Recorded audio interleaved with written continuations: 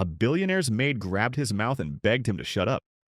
Kingsley Adebanjo thought he was hiring just another housekeeper.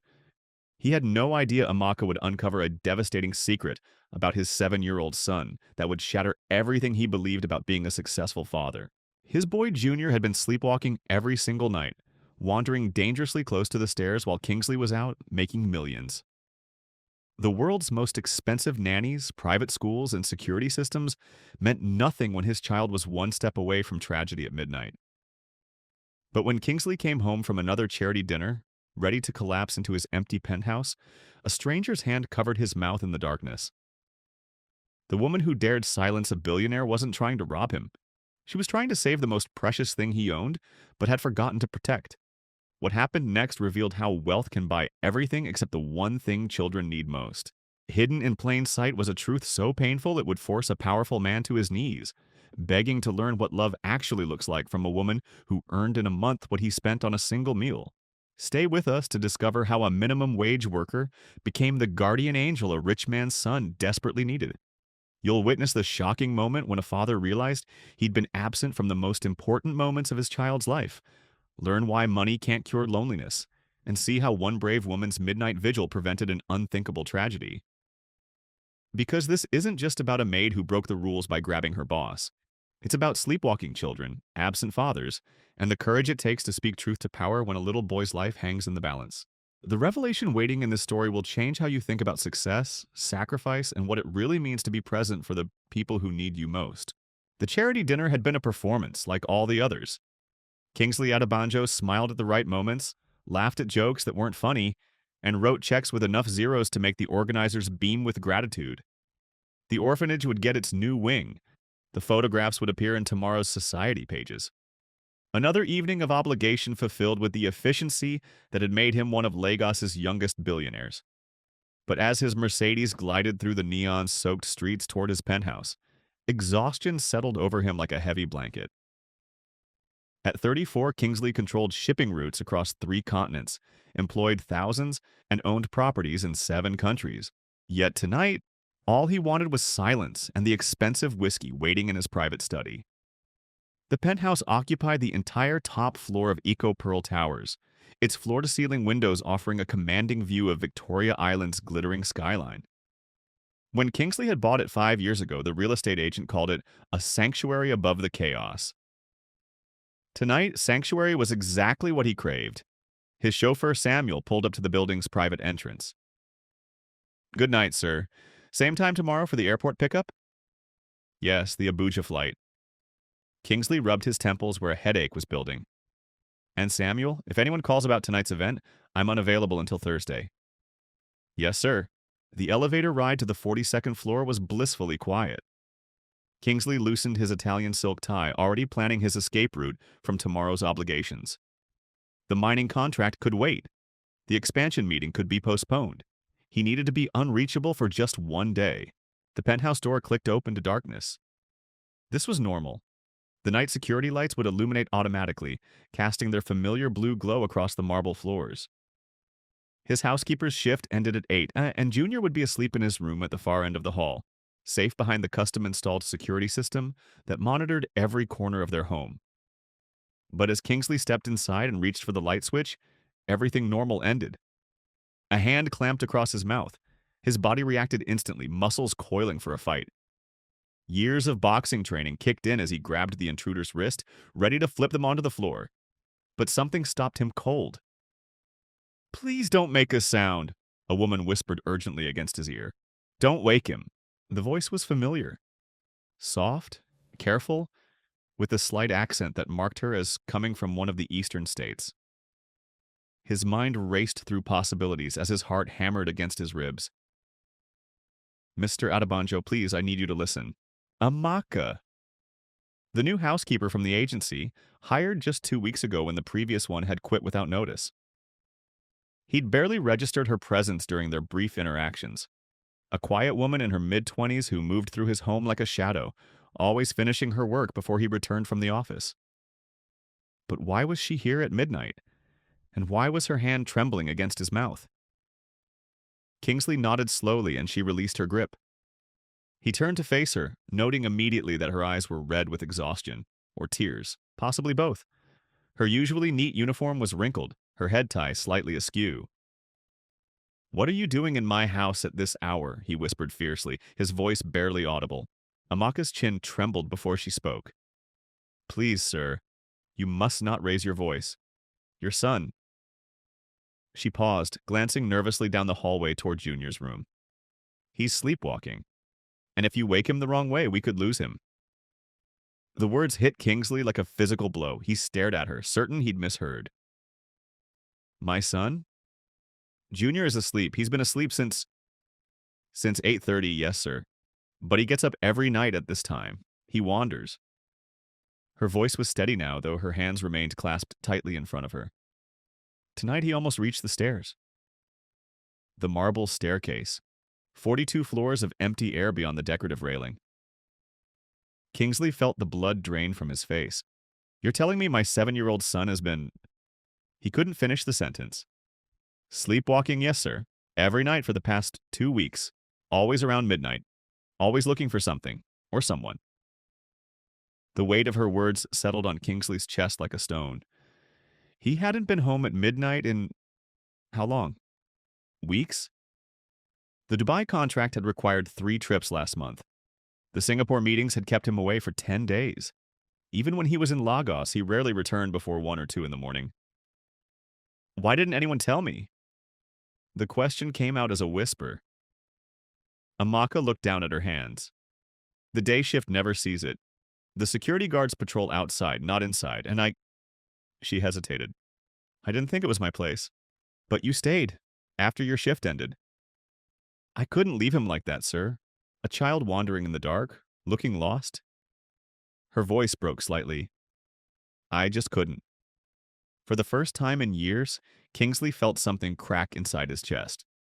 This woman, this stranger who earned in a month what he spent on a single business dinner, had been protecting his son while he collected awards for his charitable donations to other people's children. "Where is he now?" Kingsley asked. "I guided him back to bed 20 minutes ago. He should sleep until morning now." She glanced at her watch. "I was about to leave when I heard your key in the door. You stayed to warn me. If you had come in talking on your phone or if you had turned on the lights suddenly, he might have woken up confused. Sleepwalking children can hurt themselves if they're startled awake in the wrong environment." Kingsley sank onto the hallway bench, his expensive suit suddenly feeling like a costume he no longer knew how to wear. "How do you know all this?" "My younger brother used to sleepwalk after our father died. My mother learned what to do, and she taught me." Amaka's voice softened. "Children don't sleepwalk when they feel safe, Mr. Adebanjo. They wander when something is missing." The implication hung in the air between them, like an accusation. Kingsley's throat felt tight. "Are you saying this is my fault?" "I'm saying children feel absence more than adults realize. They don't understand busy schedules or important meetings. They just know when someone they love isn't there." The truth of it cut deeper than any business rival's insult. Kingsley had convinced himself that providing for Junior meant working harder, earning more, securing his son's future with trust funds and investment portfolios. He'd never considered that what Junior needed most couldn't be purchased or deposited in a bank account. A soft sound from down the hallway made both of them freeze. Footsteps, small, bare feet on marble floor. "He's walking again," Amaka whispered, rising quickly. "Don't call to him. Don't touch him suddenly. Just follow my lead." Chapter 2. The Boy Who Wandered in Dreams. Junior appeared at the far end of the corridor like a small ghost. His pajamas, the blue ones with rocket ships that Kingsley had bought him for his birthday 3 months ago, hung loose on his thin frame. His eyes were open, but they held the distant, unfocused look of someone caught between sleeping and waking. "Daddy?" Junior's voice was soft, confused. He stood swaying slightly, his head turning as if searching for something he couldn't quite remember. Kingsley's instinct was to rush forward, to scoop his son into his arms and demand to know what was wrong. But Amaka's gentle hand on his arm stopped him. "Move slowly," she whispered. "Speak softly. Let him come to you." Kingsley knelt on the marble floor, his heart breaking at the sight of his child looking so lost in his own home. "I'm here, son," he said quietly. "Right here."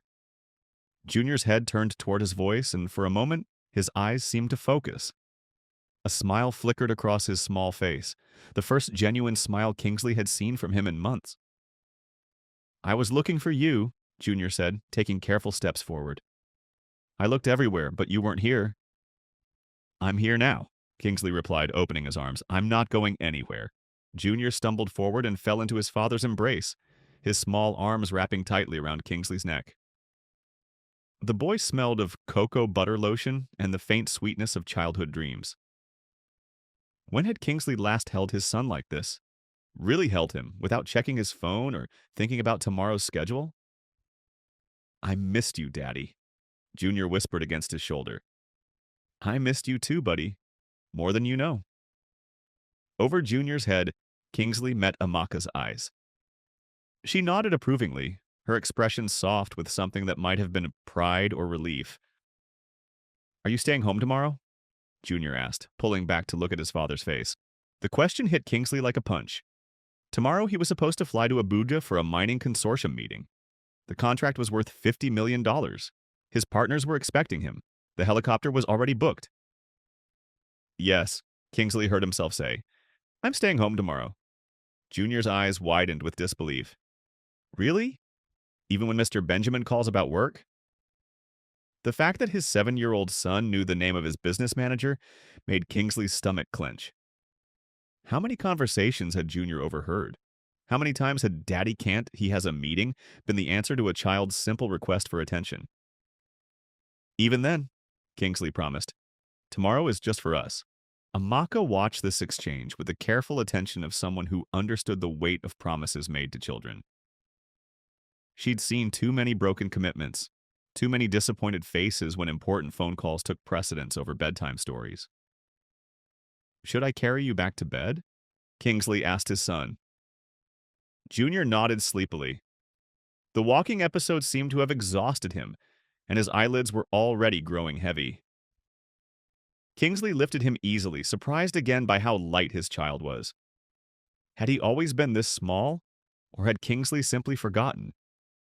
The walk to Junior's bedroom felt like a journey through a house Kingsley had never really seen. His son's artwork covered the hallway walls. Crayon drawings of spaceships and dinosaurs, a finger painting that might have been the ocean or the sky. When had these appeared? Who had hung them with such careful attention to height, making sure each piece was positioned where a child could see and feel proud?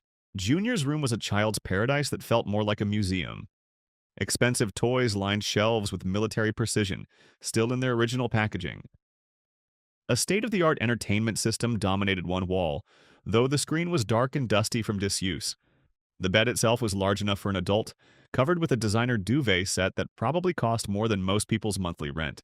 But in the corner, Kingsley noticed something that made him pause. A small reading nook had been created with pillows and a soft blanket. Children's books were scattered around. Not the leather-bound classics Kingsley had ordered, but worn paperbacks with colorful covers and bent pages. Evidence of actual use. Evidence of someone reading with Junior, someone who cared more about the stories than the impressive spines on the shelf. "Amaka reads to me sometimes," Junior mumbled as Kingsley tucked him in. "She does funny voices for the animals." Kingsley looked at the woman standing quietly in the doorway. How many evenings had she stayed late, unpaid, to read stories to a lonely child? How many small kindnesses had she shown while his father was across the city, making money that Junior didn't need or want? "That's nice of her," Kingsley said, smoothing his son's hair. "She makes the best pancakes, too," Junior continued, his voice growing softer as sleep pulled him back. "With bananas and cinnamon. She said maybe you could try them sometime." "Maybe I will." "And she taught me a card game. It's called What. She said her grandmother taught her when she was little like me. Each detail was a small revelation of the life his son had been living without him. While Kingsley had been building an empire, Amaka had been building relationships. While he had been securing Junior's financial future, she had been giving him something infinitely more valuable. The feeling that he mattered to someone. "Daddy?" Junior's eyes were nearly closed now. "Yes, son? Will you still be here when I wake up?" The question was asked with the careful hope of a child who had been disappointed too many times to expect promises to be kept. Kingsley felt something fundamental shift inside his chest. "I'll be right here," he said firmly. "Right here when you wake up, and we'll have breakfast together. Just you and me." Junior smiled, and within minutes, his breathing had evened into the deep rhythm of peaceful sleep. Kingsley sat beside the bed for a long time, watching his son's face in the dim light from the hallway. Without the animation of consciousness, Junior looked impossibly young and vulnerable. How had Kingsley convinced himself that money could protect this child from loneliness? How had he justified his absence by pointing to bank account balances that meant nothing to a 7-year-old who just wanted his father to ask about his day? When he finally stood to leave, he found Amaka waiting in the hallway. She had gathered her things and was clearly preparing to go home, but something in her posture suggested she had been waiting for him. "Thank you," Kingsley said quietly. "For staying, for protecting him, for—" He struggled to find words adequate for what she had done. "For caring about my son when I wasn't here to do it myself." Amaka shook her head. "You don't need to thank me for that, sir. Children deserve to feel safe." "But you went beyond what was required. Far beyond. Sometimes going beyond is what the situation requires." They walked together toward the main entrance, their footsteps silent on the marble floor. The penthouse felt different now, less like a showpiece and more like a home where real people lived and struggled and tried to love each other despite their failures. "Amaka," Kingsley said as she reached for the door handle. "I want to ask you something, and I need you to be honest with me." She turned, her expression cautious. "What kind of father do you think I am?" The question hung in the air between them. Kingsley braced himself for an answer he wasn't sure he wanted to hear. Amaka considered carefully before speaking. "I think you're a father who loves his son very much, but who doesn't know how to show it in ways that a child can understand." "Is that enough?" "No, sir, it's not." The honesty of her response was like ice water, but Kingsley found himself grateful for it. He was surrounded by people who told him what they thought he wanted to hear, who praised his business acumen and his generosity to charity. But his son's sleepwalking had taught him something his boardroom successes never could. The most important metrics couldn't be measured in profit margins. "Then teach me," he said simply. "Show me how to be present for him, how to be the father he needs." Amaka studied his face as if trying to determine whether his request was genuine or just another performance. Whatever she saw there must have satisfied her, because she nodded slowly. "Children don't need perfect fathers, Mr. Adebanjo.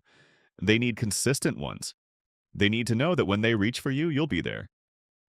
"Starting tomorrow?" "Starting right now. The fact that you're standing here asking these questions instead of booking another flight, that's already a beginning." Chapter 3, The Morning After. Kingsley woke at sunrise for the first time in years without an alarm. His body, accustomed to the rhythms of international time zones and early morning calls, had adjusted itself to the natural light filtering through his bedroom windows. For a moment he lay still, listening to the sounds of Lagos waking up 42 floors below, the distant honking of Danfo buses, the calls of street vendors setting up their stalls, the gentle hum of a city beginning another day. But today felt different. Today he wasn't reaching for his phone to check overnight emails from London or New York. Today he was listening for something else entirely. The sound of small feet padding across marble floors. By the time Kingsley made it to the kitchen, Junior was already at the breakfast table, coloring in a book while Amaka prepared what smelled like the most incredible pancakes in the world. The scene was so domestic, so perfectly normal, that Kingsley paused in the doorway to absorb it. "Daddy," Junior's face lit up when he spotted his father. "You're really here." "I promised I would be," Kingsley said, settling into the chair beside his son. "What are you drawing?" "It's our house, but with a garden." Amaka told me about her grandmother's garden where she grew up. They had mango trees and pepper plants and flowers everywhere. Kingsley examined the crayon drawing with the seriousness it deserved. In Junior's imagination, their sterile penthouse had been transformed into something alive and growing. Stick figures labeled Daddy, Junior, and Amaka stood beside colorful trees under a smiling yellow sun. "It's beautiful," Kingsley said, and meant it. Tell me about the garden. As Junior launched into an elaborate explanation of his imaginary landscape, Amaka placed a plate of pancakes in front of Kingsley. They were golden brown, topped with sliced bananas and a dusting of cinnamon, exactly as Junior had described the night before. These smell incredible, Kingsley said. They're my grandmother's recipe, Amaka replied. She always said food made with love tastes different from food made with duty. Kingsley took a bite and understood immediately what she meant. These weren't just pancakes, they were comfort in edible form, made by someone who cared about the people eating them. When had he last tasted anything that hadn't been prepared by a restaurant chef or catering service?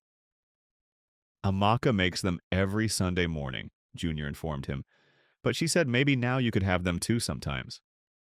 I'd like that very much.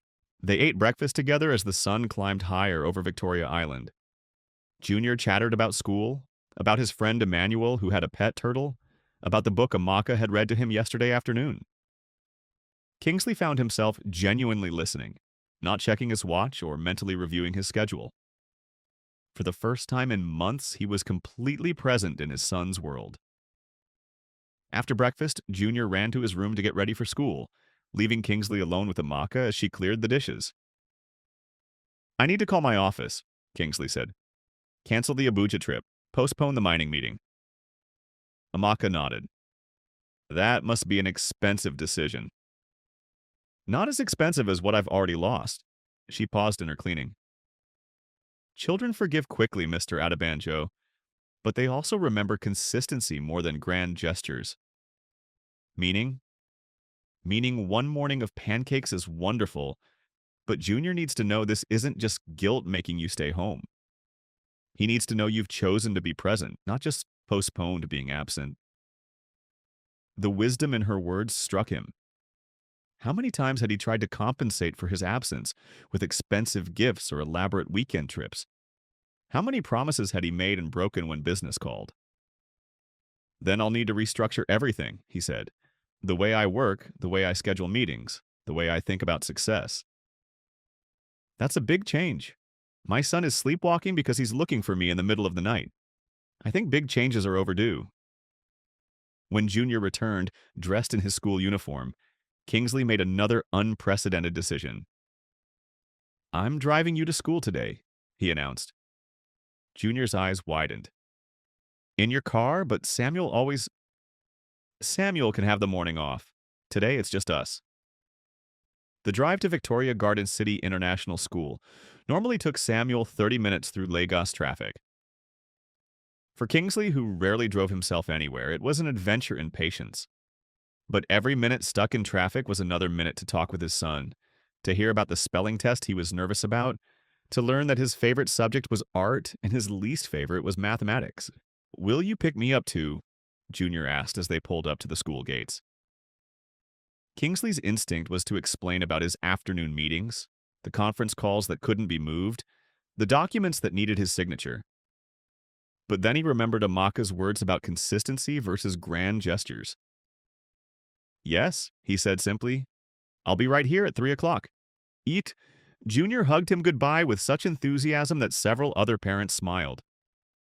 Walking back to his car, Kingsley realized that in the space of 12 hours, his entire understanding of fatherhood had been turned upside down. The man who could negotiate billion-dollar contracts had been taught the most important lesson of his life by a woman who cleaned houses and a 7-year-old boy who wandered in his sleep. Chapter 4. The Weight of Absent Years. The rest of the morning passed in a series of difficult phone calls. Kingsley's personal assistant, Grace, sounded genuinely confused when he explained that all his meetings for the week needed to be rescheduled. Sir, the mining consortium specifically requested this week because of the Chinese investors' schedule. If we postpone, we might lose the contract entirely. Then we'd lose it, Kingsley said, surprising himself with how easily the words came. Sir? Grace, I've been building wealth for 7 years while my son has been growing up without me. The contracts will always be there. My boy won't be 7 forever. There was a long pause. Grace had worked for Kingsley for 4 years and had never heard him prioritize anything above business interests. Should I tell them it's a family emergency? She asked. Tell them it's a family priority. And Grace, going forward, I want you to block out every morning from 7 to 9 and every evening from 3 to 8. No meetings, no calls, no exceptions. Every day, sir? Every day. The next call was to Benjamin Okoro, his business partner and oldest friend. Benjamin's reaction was more direct. Kingsley, have you lost your mind? This mining deal represents 18 months of negotiations. The Chinese are flying in specifically to meet with you. Then meet with them yourself. You're better at the technical details anyway. That's not the point. They want the Adabanjo name attached to this project.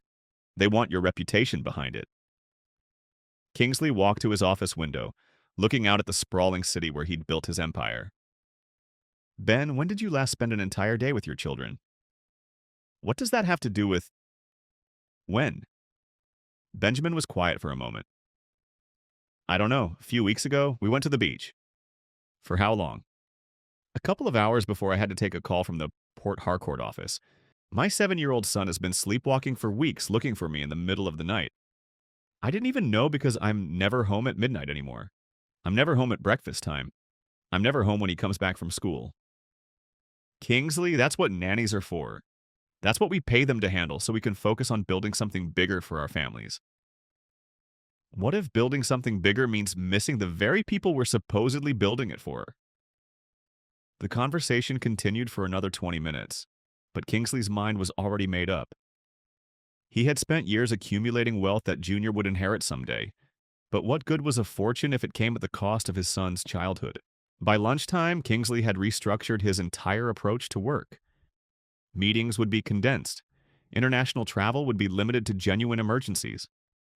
The empire would continue to grow, but at a pace that allowed him to be present for the small moments that, he now realized, were actually the biggest moments of all.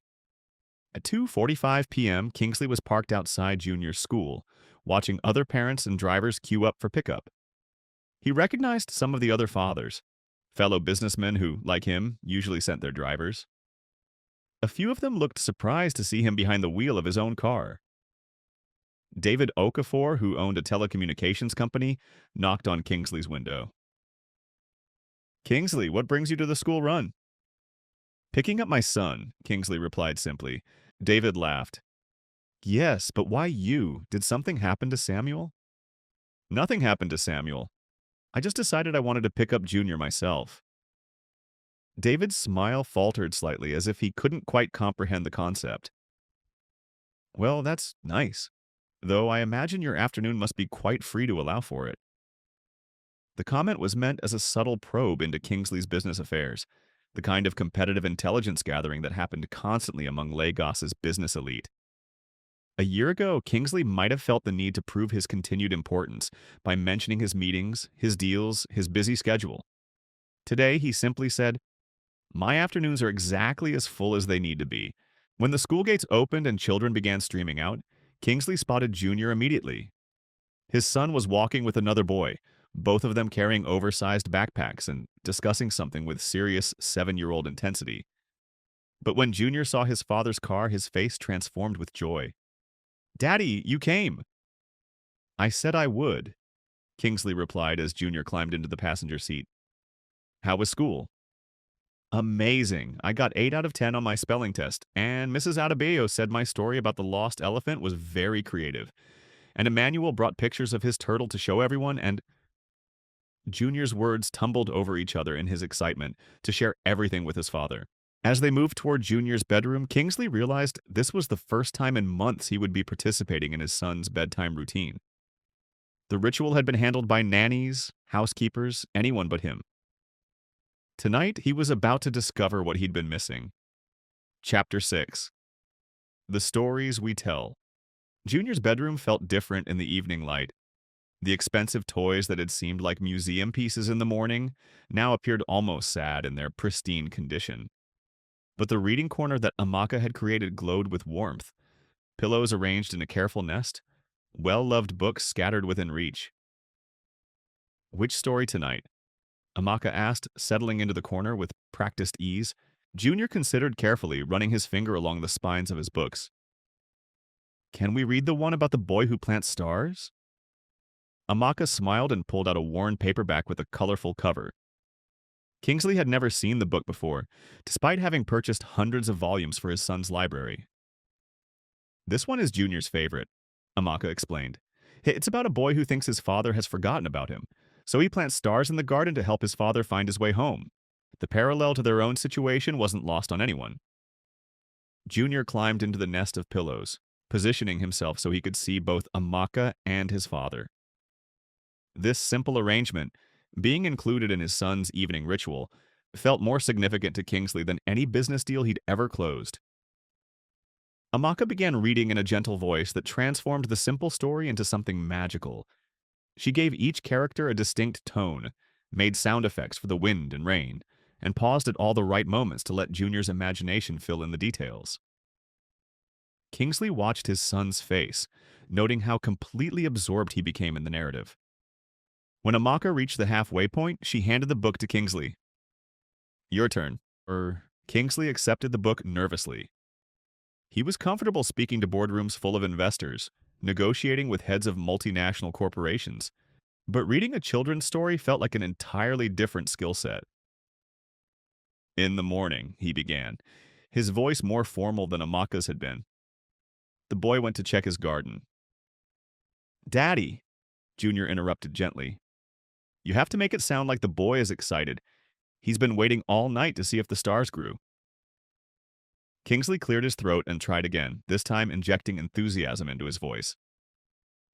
"In the morning, the boy raced to check his garden," Junior grinned. "Better. And when you get to the part about the father, make your voice sound worried because he's been looking everywhere for his son." As the story progressed, Kingsley found himself drawn into the rhythm of it. The tale was simple but profound, a child's love creating something beautiful enough to guide his father home. When they reached the ending, the father following the light of his son's star garden back to where he belonged, Junior sighed with satisfaction. "Do you think the father learned his lesson?" Junior asked. "What lesson?" Kingsley replied, though he suspected he knew.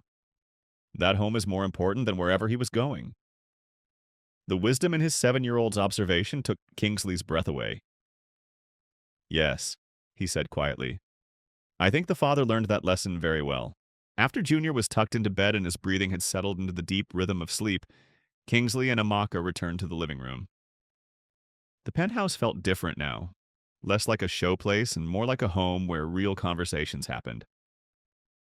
"Thank you," Kingsley said, "for staying late, for showing me how to do this properly, for caring about my son when I wasn't here to do it myself." Amaka shook her head. "Mr. Adebanjo, you don't need to thank me for caring about Junior. That comes naturally. What you need to understand is that being a good father isn't something you learn from a manual. It's something you practice every day. I want to practice. I want to learn. But I'm afraid I've missed so much already. Children are remarkably forgiving.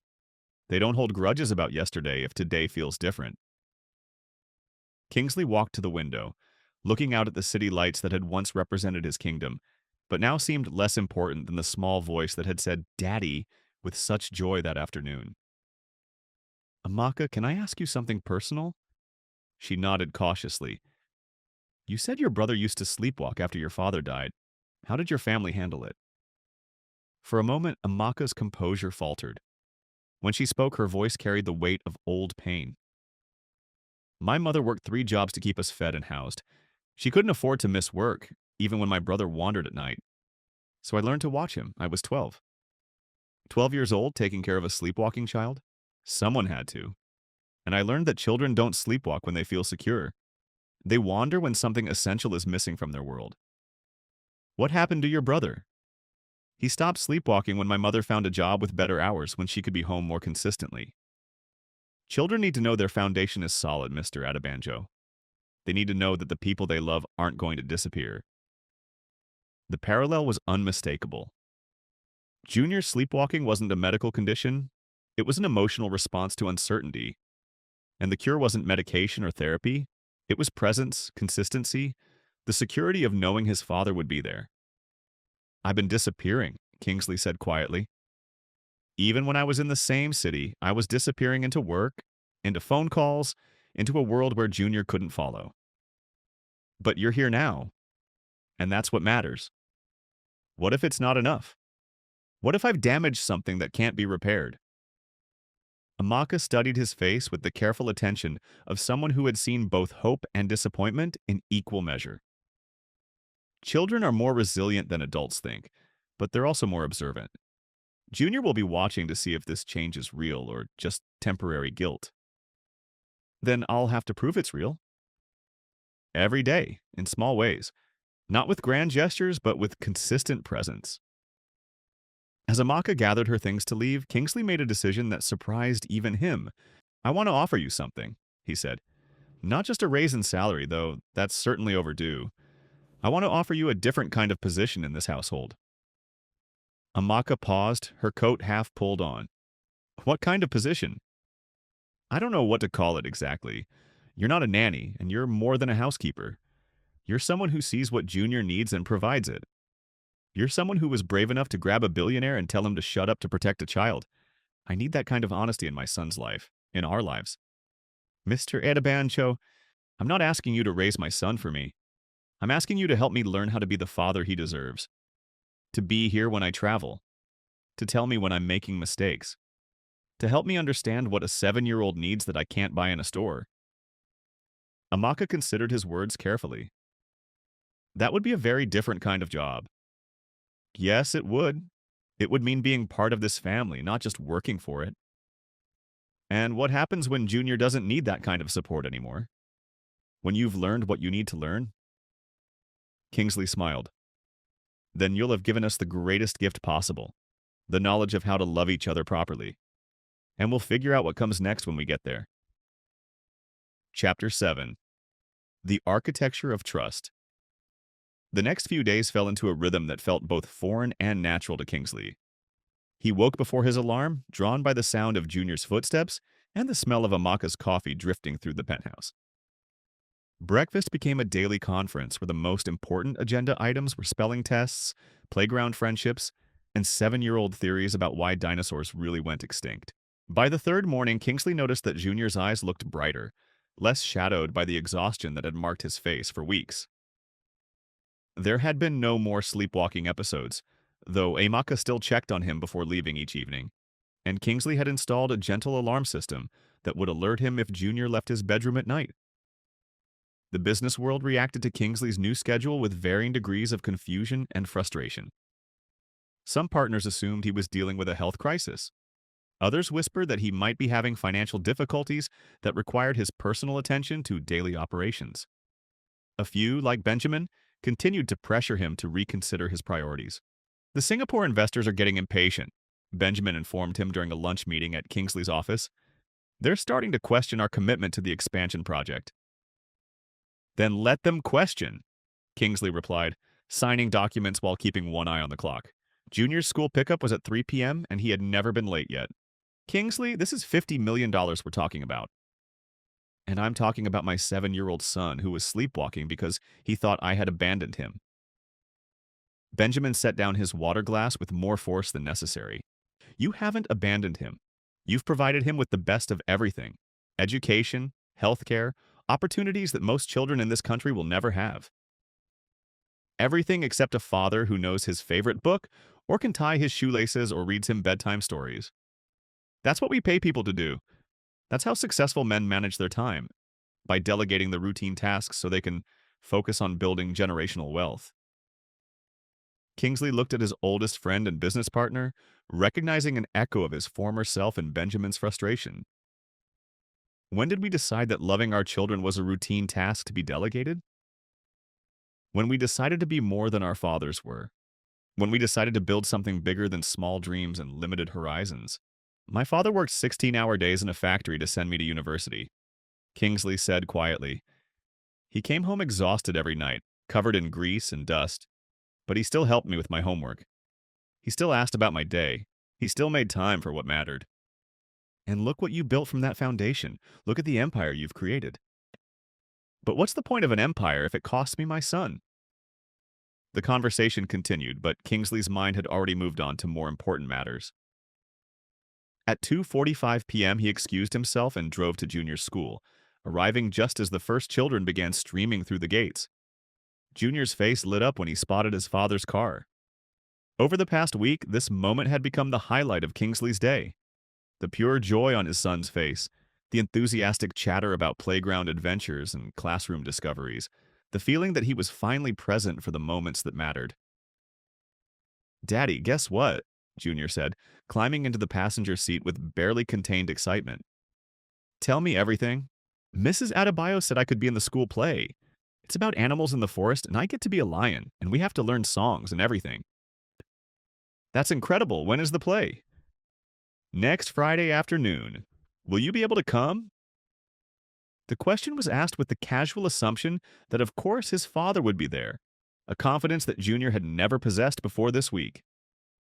Kingsley felt the weight of that trust settle on his shoulders like a responsibility more important than any business contract. "I wouldn't miss it for anything in the world," he said. That evening, after homework and dinner and the nightly reading ritual, Kingsley found himself sitting in his study with a calendar spread across his desk. For the first time in his career, he was planning his schedule around his son's needs rather than the other way around. The school play, the parent-teacher conference, the field trip permission slip that required a parent volunteer. Each commitment felt like a small revolution against the life he had built. Before Junior's sleepwalking forced him to examine what really mattered, Amaka knocked softly on the study door. "Mr. Adebanjo?" "I wanted to let you know that Junior fell asleep during story time tonight, right in the middle of his favorite book." "Is that unusual?" "No, sir, it's actually very good. It means he feels safe enough to relax completely." Children who are anxious don't fall asleep easily, especially not in the middle of activities they enjoy. Kingsley leaned back in his chair, processing this information. Such a simple thing, his son falling asleep during a story, and yet it represented a fundamental shift in Junior's sense of security. "Amaka, can I ask you something?" "Of course." "Do you think he's going to be okay?" "Really okay?" She considered the question carefully. "I think he's going to be better than okay. But Mr. Adebanjo, you need to understand that this isn't a problem you can solve and then move on from. Being present for Junior isn't a project with a completion date. It's a way of life." "I'm beginning to understand that. And there will be days when the business world pressures you to go back to the old way. There will be deals that seem too important to miss, trips that feel essential to your success. And on those days, you'll need to remember why you changed. You'll need to remember the image of Junior standing at the top of those stairs, sleepwalking because he was looking for his father." The image still made Kingsley's stomach clench. He never wanted to feel that helpless again, that disconnected from his son's real needs. "I've been thinking," he said, "about what you said the first night, about children feeling absence more than adults realize." "Yes?" "I think adults feel it too. We just learn to call it other things. Success, achievement, building for the future, but really we're just trying to fill a space where connection should be." Amaka nodded slowly. "My mother used to say that the richest people are often the poorest when it comes to understanding what actually matters." Was she talking about people like me? She was talking about anyone who mistakes accumulation for fulfillment.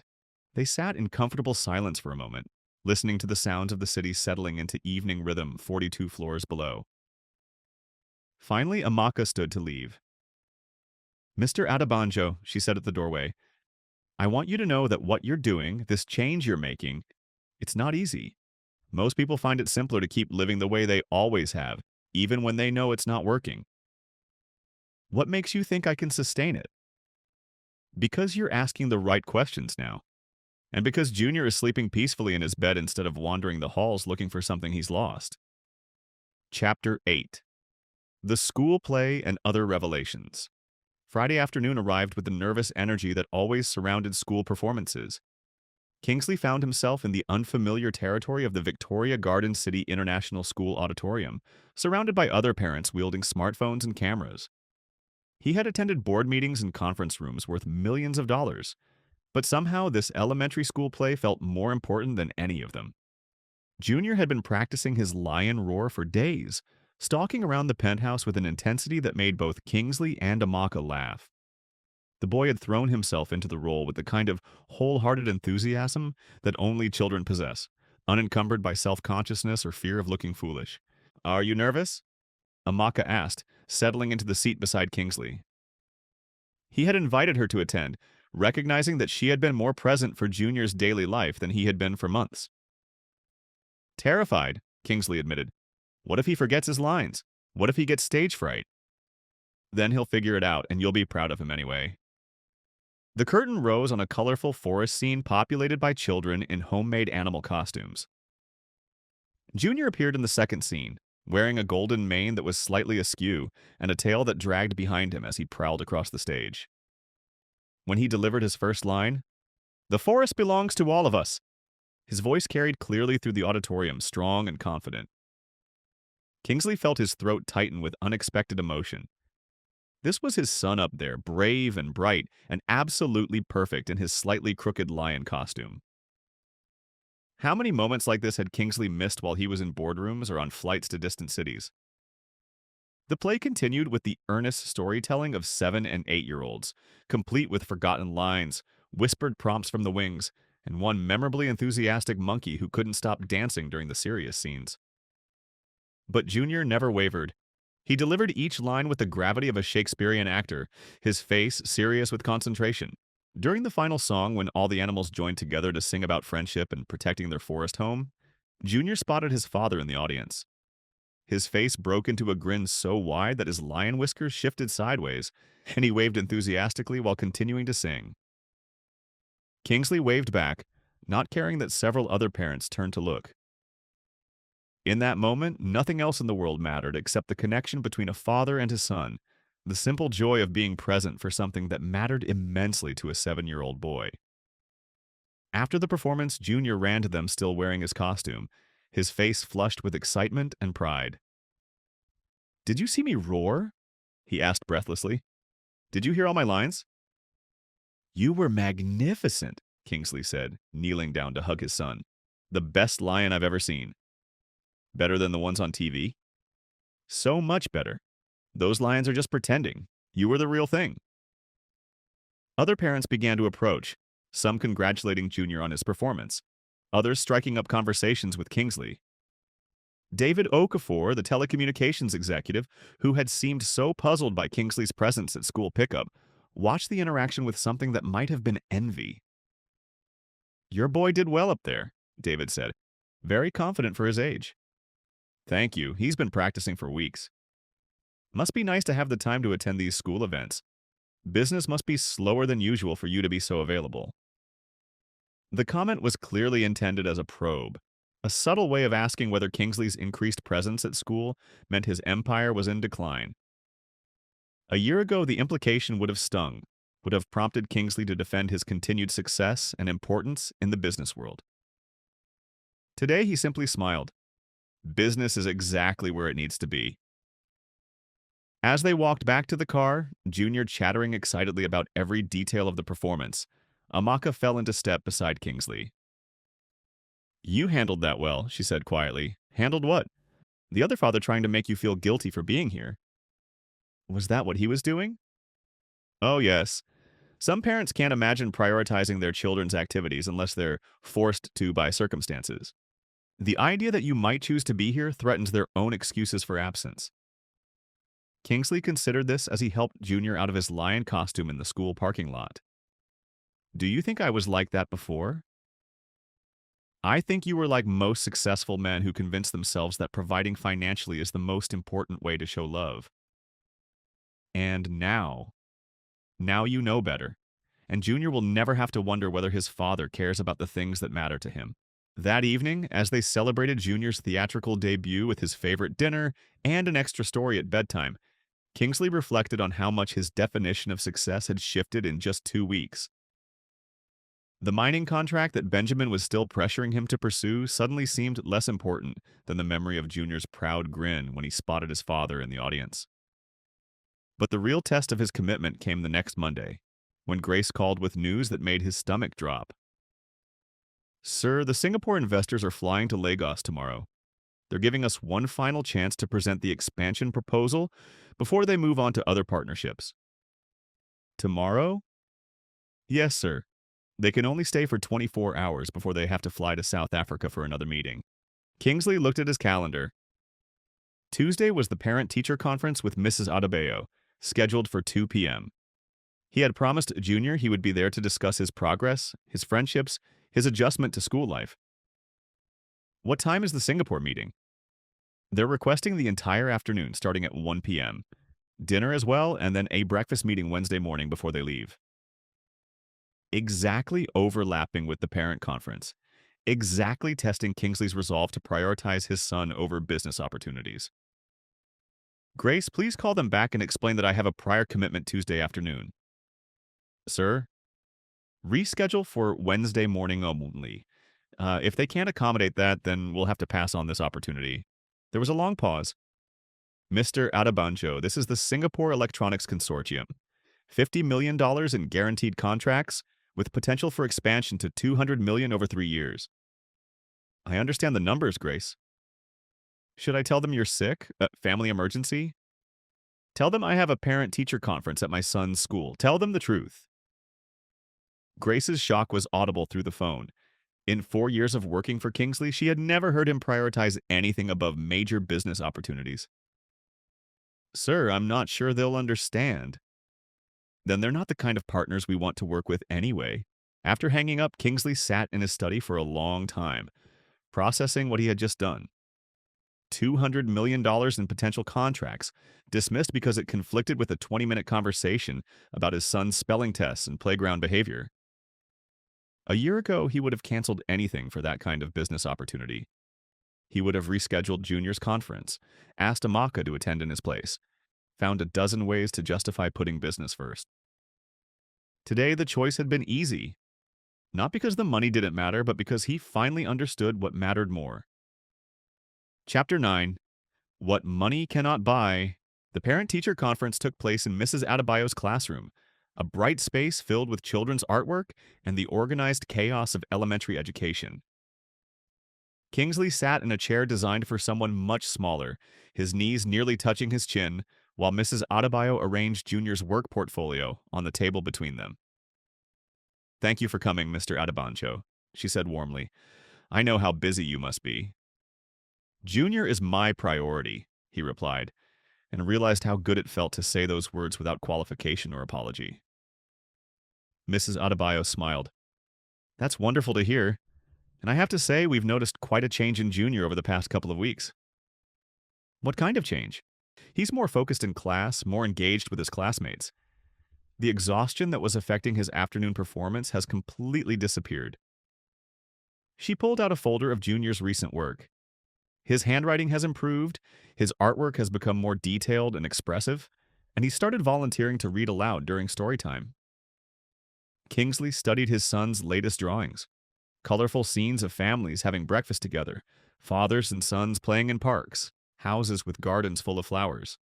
The difference from his earlier work was striking. Where Junior's previous art had been dominated by dark colors and isolated figures, these new pieces were bright with connection and joy. There's something else, Mrs. Adebayo continued. Junior has started talking about his father in class. Not just mentioning you, but sharing stories about things you do together. Breakfast conversations, car rides, bedtime stories. The other children are quite impressed. Impressed by what? By the fact that your son knows so much about his father's daily life. You'd be surprised how many children in this class could tell you their father's job title, but not their favorite color, or their father's income level, but not their favorite book. The observation hit Kingsley with unexpected force. Junior could now tell his classmates that his father's favorite breakfast was Amaka's pancakes with bananas and cinnamon, that he got grumpy when stuck in traffic but laughed at bad jokes on the radio, that he made funny voices when reading bedtime stories, but was still learning which voice to use for which character. Mrs. Adebayo, can I ask you something? As an educator, what do you think children need most from their parents? She considered the question carefully. Presence. Not just physical presence, though that's important. Emotional presence. The feeling that they matter enough for you to pay attention to their world. Even when their world seems small compared to adult concerns? Especially then. A 7-year-old spelling test or friendship drama or playground triumph might seem insignificant to an adult. But to that child, it's the most important thing happening in their universe. When a parent treats it with the same seriousness the child feels, it validates their experience of the world. As they reviewed Junior's academic progress, reading level above grade average, mathematics improving with additional practice, science projects showing creativity and careful observation, Kingsley found himself thinking about the Singapore investors, who were probably sitting in a conference room across the city, wondering why a major business deal had been derailed by an elementary school meeting. Mr. Adebanjo, Mrs. Adebayo said as they concluded their conference. I hope you don't mind me saying this, but whatever changes you've made at home have transformed your son. He's always been a bright child, but now he's a confident one. What's the difference? Bright children can succeed academically. Confident children believe they deserve success and happiness. They take risks, make friends, try new things. They trust that the people who love them will support their efforts even when they fail. Walking back to his car, Kingsley reflected on the contrast between this meeting and the business conferences that had dominated his calendar for years. No one had tried to impress him with PowerPoint presentations or profit projections. No one had competed for his attention or attempted to manipulate his decisions with carefully crafted arguments. Instead, he had learned that his son was flourishing, that the changes in their home life were creating ripples of confidence and joy that extended into every area of Junior's experience. The return on investment for his new priorities couldn't be calculated in quarterly reports, but it was visible in his child's artwork, audible in his laughter, measurable in the peaceful sleep that had replaced anxious sleepwalking. That evening, as Kingsley helped Junior with his homework while Amaka prepared dinner, his phone rang.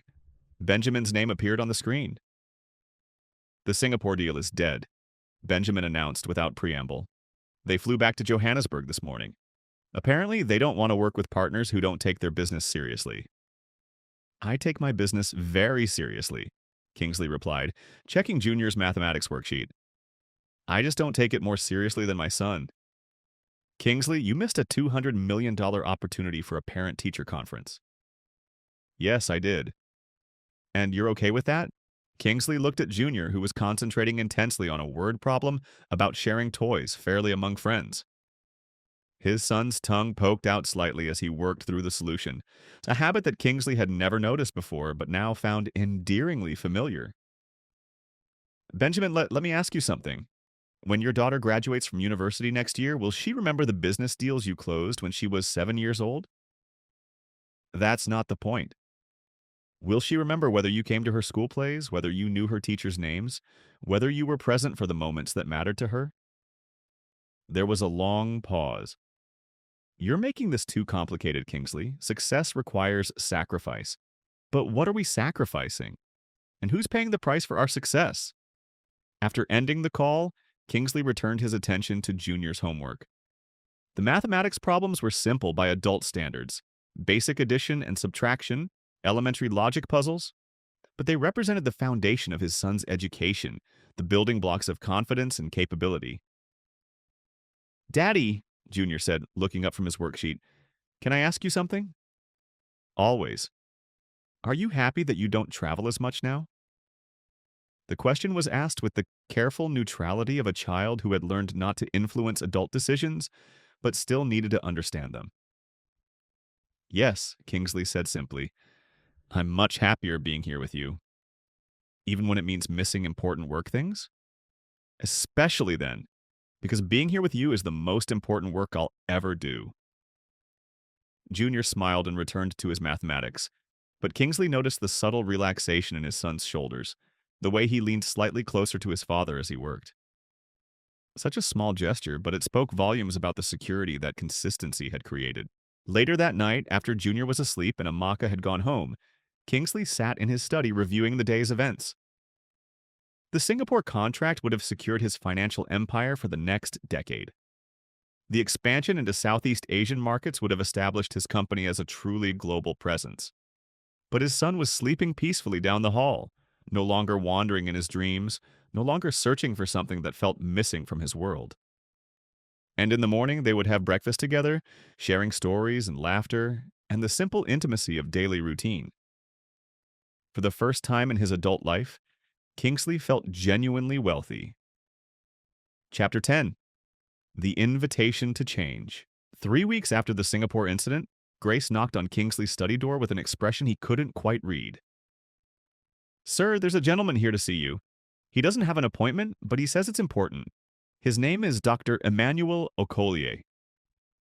Kingsley looked up from the financial reports he'd been reviewing. "I don't recognize the name. What company is he with?" "He's not with a company, sir. He's a child psychologist." The words made Kingsley's stomach tighten. Had someone reported his family to social services? Had Junior's previous sleepwalking episodes triggered some kind of investigation? "Send him in," Kingsley said, closing his laptop. Dr. Okolie was a tall, gentle-looking man in his 50s with kind eyes and the unhurried manner of someone who spent his days listening to people's deepest concerns. He shook Kingsley's hand warmly and accepted the offered chair with quiet dignity. "Mr. Adebanjo, thank you for seeing me without notice.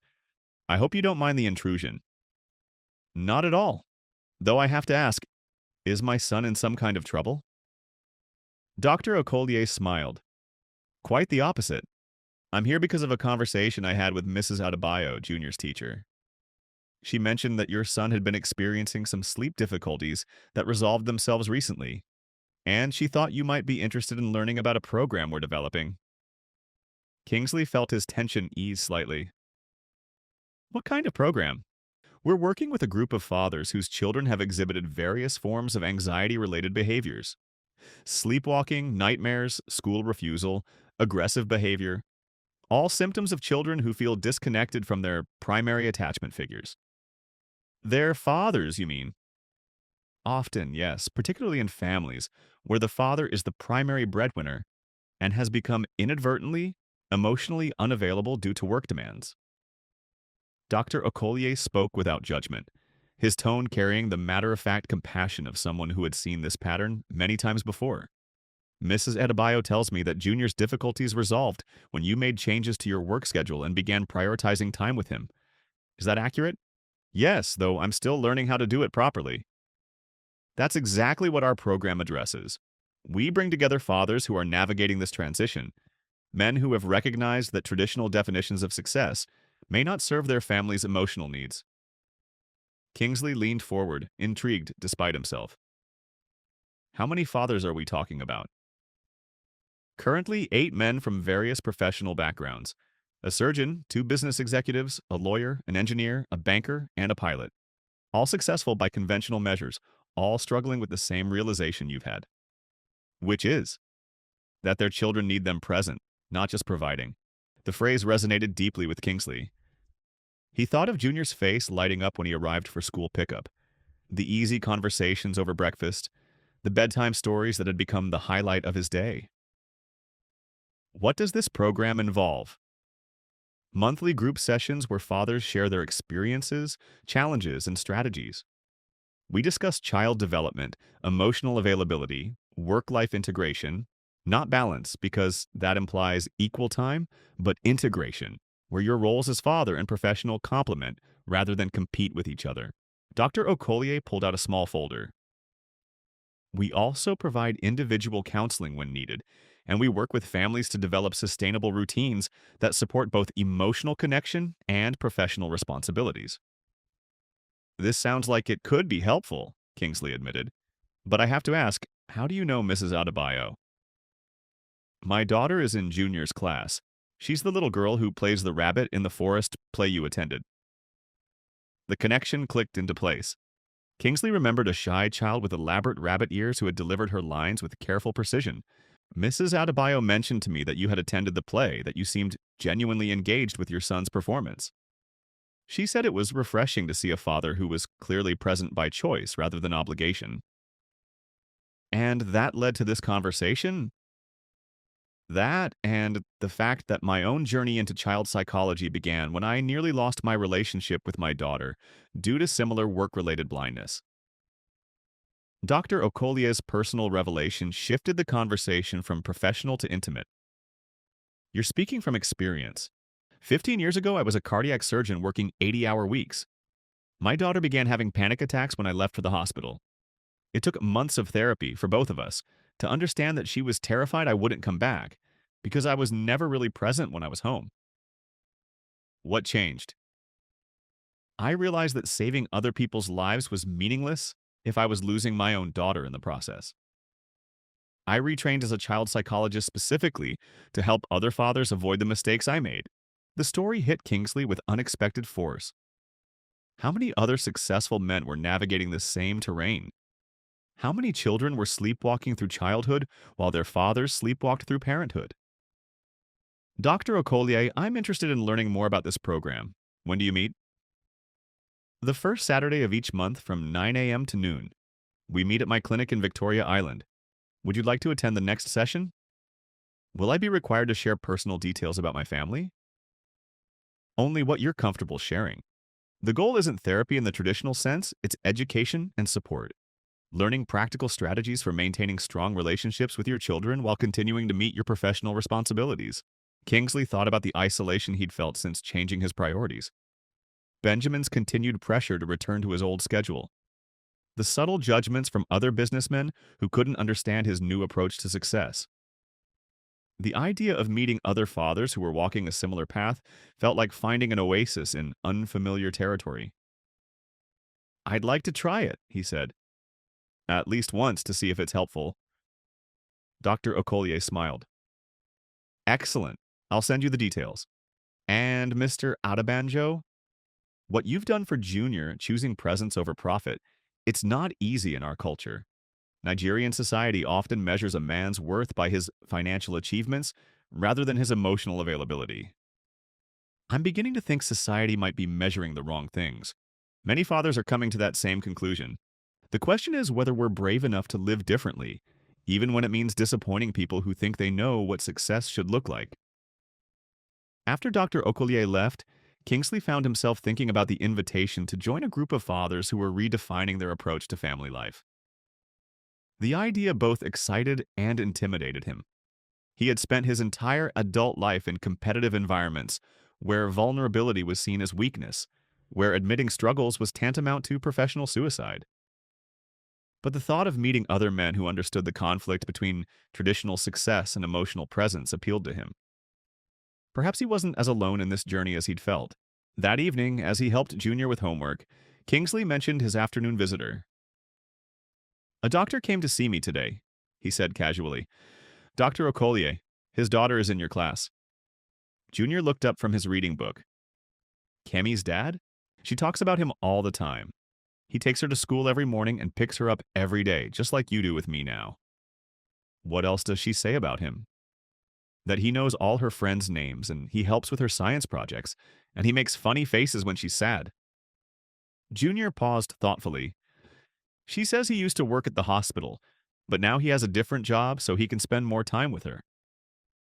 The innocence of his son's observation struck Kingsley powerfully. To Junior, Dr. Okolie's career change wasn't a professional sacrifice. It was a father choosing to be present for what mattered most. Would you like it if more daddies were like that? Kingsley asked. Like what? Present for their children, available for homework help and school events and just spending time together. Junior considered this seriously. I think kids would be happier. Emmanuel's daddy travels all the time for work, and Emmanuel gets really quiet when his dad is gone. He doesn't want to play as much. What about when his dad comes back?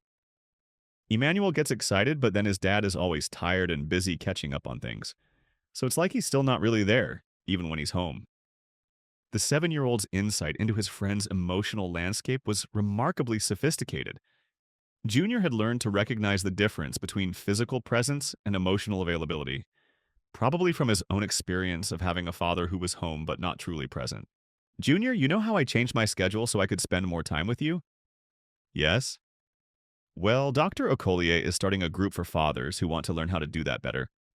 Fathers who want to be present for their children like he is for Kemi. Are you going to join it? I'm thinking about it. What do you think? Junior smiled. I think that would be good. Then maybe Emmanuel's dad could learn how to be there even when he's home. The simplicity of his son's hope, that other children might experience the security and connection that Junior now felt, moved Kingsley deeply. Perhaps attending Dr. Okolie's group wasn't just about improving his own parenting. Perhaps it was about contributing to a broader change in how successful men approach their families. Chapter 11. The Circle of Learning Fathers. The following Saturday morning, Kingsley found himself in an unfamiliar position, nervous about a meeting that had nothing to do with business. Dr. Okolie's clinic occupied the ground floor of a modern building in Victoria Island, its waiting area decorated with children's artwork and comfortable furniture that invited relaxation rather than intimidation. The other fathers began arriving at 9 o'clock, and Kingsley was struck by how ordinary they looked. No expensive suits or status symbols, just men in casual clothes who carried the same slightly uncertain expression he suspected was on his own face. Dr. Okolie introduced him to the group with gentle efficiency.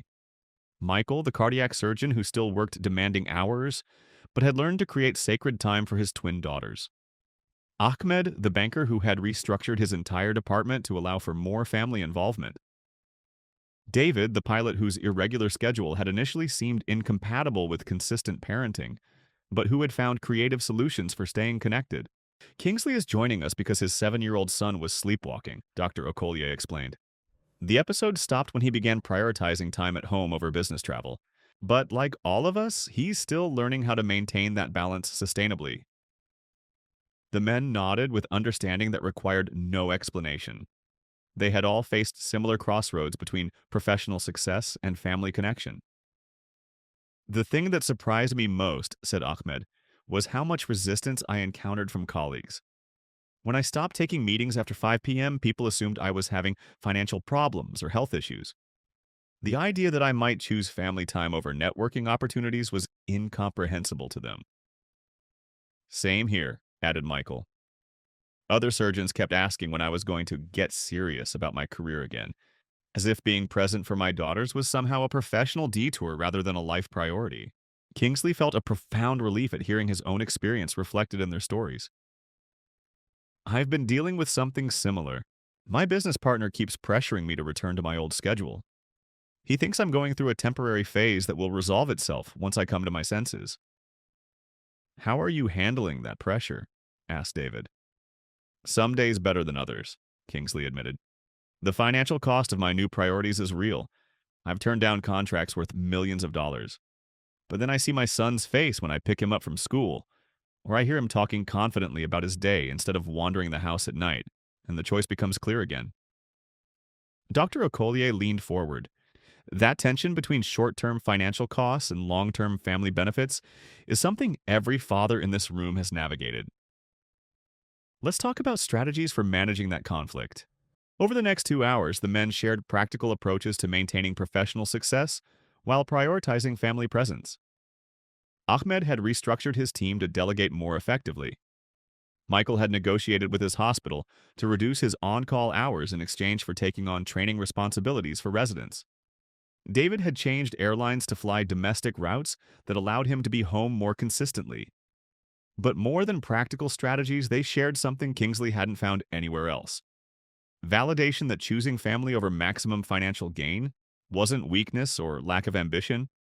It was a different definition of success, one that measured wealth and relationships rather than just bank balances. The hardest part for me, shared Robert, the lawyer, was admitting that I had been wrong about what my children needed from me. I thought providing them with private schools and expensive camps and trust funds was love. It took my daughter's eating disorder to make me realize she would have traded all of that for regular conversations with her father. How is she now? Kingsley asked. Much better, but it took 2 years of family therapy and a complete overhaul of my approach to work. I had to learn how to be interested in her life, not just proud of her achievements. The distinction resonated powerfully with Kingsley. How many times had he focused on Junior's accomplishments, good grades, successful performances, rather than his daily experiences, his friendships, his fears and hopes, and small discoveries? As the session concluded, Dr. Okolie addressed the group as a whole. I want each of you to remember that changing your approach to fatherhood isn't just about your individual families. You're modeling a different way of being successful for your children and for other fathers who are watching your choices. How do you mean? Asked Ahmed. When your colleagues see that you've maintained professional success while prioritizing family time, it gives them permission to consider the same choices. When your children grow up understanding that work is important but family is essential, they'll approach their own careers differently. Cultural change starts with individual courage, added Michael. Every father who chooses presence over maximum profit makes it easier for the next father to make the same choice. Driving home from the meeting, Kingsley felt energized in a way that business conferences had never provided. The conversation had given him language for choices he'd been making instinctively, validation for priorities that sometimes felt lonely and misunderstood. But more importantly, it had shown him that he wasn't alone in reimagining what successful fatherhood could look like in modern Nigeria. There were other men asking the same questions, facing the same challenges, choosing love over leverage in their daily decisions. When he arrived home, Junior was in the garden that Amaka had helped him plant, in large containers on the penthouse balcony. The boy was carefully watering small tomato plants and marigolds, his face serious with concentration. "How's the garden growing?" Kingsley asked, joining his son among the plants. "The tomatoes have little flowers now," Junior reported proudly. "Amaka says that means they'll have fruit soon, and the marigolds are supposed to keep bugs away from the vegetables." "That's very smart planning. Daddy, can I ask you something?" "Always." "When the tomatoes are ready, can we make pizza with them? Just you and me and Amaka?" The simple request to share the fruits of their garden labor together encapsulated everything Kingsley had been learning about what children actually needed from their parents. Not expensive gifts or elaborate trips, but presence, participation, and the security of knowing they mattered enough for their father's undivided attention. "I can't think of anything I'd rather do," Kingsley said, and meant it completely. Chapter 12. The Ripple Effects of Change. 6 months after the night Amaka had covered his mouth in the hallway, Kingsley's life had settled into rhythms that felt both revolutionary and perfectly natural. Morning breakfast with Junior had become a sacred ritual. School pickups were non-negotiable appointments. Evening homework sessions and bedtime stories had replaced late-night conference calls and weekend business dinners. The financial cost of his choices had been significant. The Singapore contract had gone to competitors. Several international expansion opportunities had been passed on to other firms. His company's growth rate had slowed from aggressive to steady, a change that made his accountants nervous and his business partners frustrated. But the personal returns on his investment were immeasurable. Junior had not sleepwalked once in 6 months. His grades had improved dramatically, not because of academic pressure, but because of confidence. His artwork had evolved from dark, solitary figures to bright family scenes full of connection and joy. Most importantly, he had begun to demonstrate the secure attachment that Dr. Okolia's group had taught Kingsley to recognize. Easy affection, natural communication, the assumption that his father would be interested in his thoughts and experiences. "Mr. Adebanjo," Mrs. Adebayo said during their latest parent-teacher conference, "I have to tell you that Junior's transformation has been remarkable to witness. Not just academically, but emotionally and socially." "In what ways?" "He's become a leader among his classmates. When other children are upset or struggling, he's often the first to offer comfort or help. It's as if his own sense of security has created space for him to be generous with others." Kingsley thought about this observation as he drove Junior home from school that afternoon. His son chattered easily about his day, sharing details about a science experiment, a disagreement with a friend that had been resolved, his excitement about an upcoming field trip to the National Museum. "Daddy," Junior said as they waited at a traffic light, "Emmanuel's parents are getting divorced." The announcement was delivered with the matter-of-fact tone children used for significant information, but Kingsley could hear the underlying concern. "I'm sorry to hear that, son. That must be difficult for Emmanuel. He's been really sad. He says his dad won't be living with them anymore, and he's worried he won't see him very much." Kingsley remembered Emmanuel from school events. A quiet boy whose father was always checking his phone during performances, always rushing off to important calls. The irony wasn't lost on him that Emmanuel's family was fracturing while his own was healing, possibly because of opposite approaches to balancing work and family. "Are you worried about Emmanuel?" Kingsley asked. "Yes, and I'm worried about other kids too. Like Kemi, her dad is really present, like you are now. But some of the other kids, their dads are always busy or traveling or working late." Junior's observations revealed a level of social awareness that impressed and concerned Kingsley. His son was noticing patterns of parental presence and absence among his classmates, understanding intuitively how these patterns affected children's emotional well-being. "What do you think we could do to help?" Kingsley asked. Junior considered this seriously. Maybe you could talk to some of the other dads, like at Dr. Okolie's meetings. Maybe they could learn what you learned. The suggestion was innocent but profound. Junior had absorbed the fundamental lesson of his father's transformation. That change was possible, that busy fathers could choose to be present fathers, that children's emotional needs deserved the same priority as professional obligations. That evening, as Kingsley participated in the monthly fathers group meeting, via video call, Dr. Okolie had adapted to accommodate the men's various schedules. He shared Junior's observations about his classmates. "It's interesting," said Ahmed. "My daughter has started talking about differences she notices between families, too. She's become very protective of friends whose parents are going through difficult times. Same with my twins," added Michael. "They seem to have developed an intuitive understanding that not all children feel secure at home. It's made them more empathetic, but also more grateful for our family stability." Dr. Okolie nodded thoughtfully. Children who experience secure attachment often become advocates for other children's emotional needs. Your sons and daughters are learning to recognize what healthy family relationships look like, which will serve them throughout their lives. "But it also makes me think about responsibility," Kingsley said. "If our children are noticing these differences, if they're seeing that change is possible, do we have an obligation to share what we've learned with other fathers?" "What kind of sharing are you thinking about?" asked David. "I don't know exactly, but Junior asked if I could talk to other dads about what I learned. And I know from my business networks that I'm not the only father struggling with these issues." Dr. Okolie leaned forward with interest. "That's actually something I've been considering. Many fathers who could benefit from this kind of support would never seek out therapy or counseling, but they might be open to learning from other successful men who've navigated similar challenges." "Like a mentorship program?" suggested Robert. "Or a speaking engagement," added Ahmed. "Kingsley, you're well known in the business community. If you shared your story at professional events, it might reach fathers who need to hear it." The idea both excited and terrified Kingsley. Sharing his journey publicly would mean admitting that his previous approach to fatherhood had been inadequate. It would mean revealing vulnerability in professional settings where strength and certainty were typically valued above all else.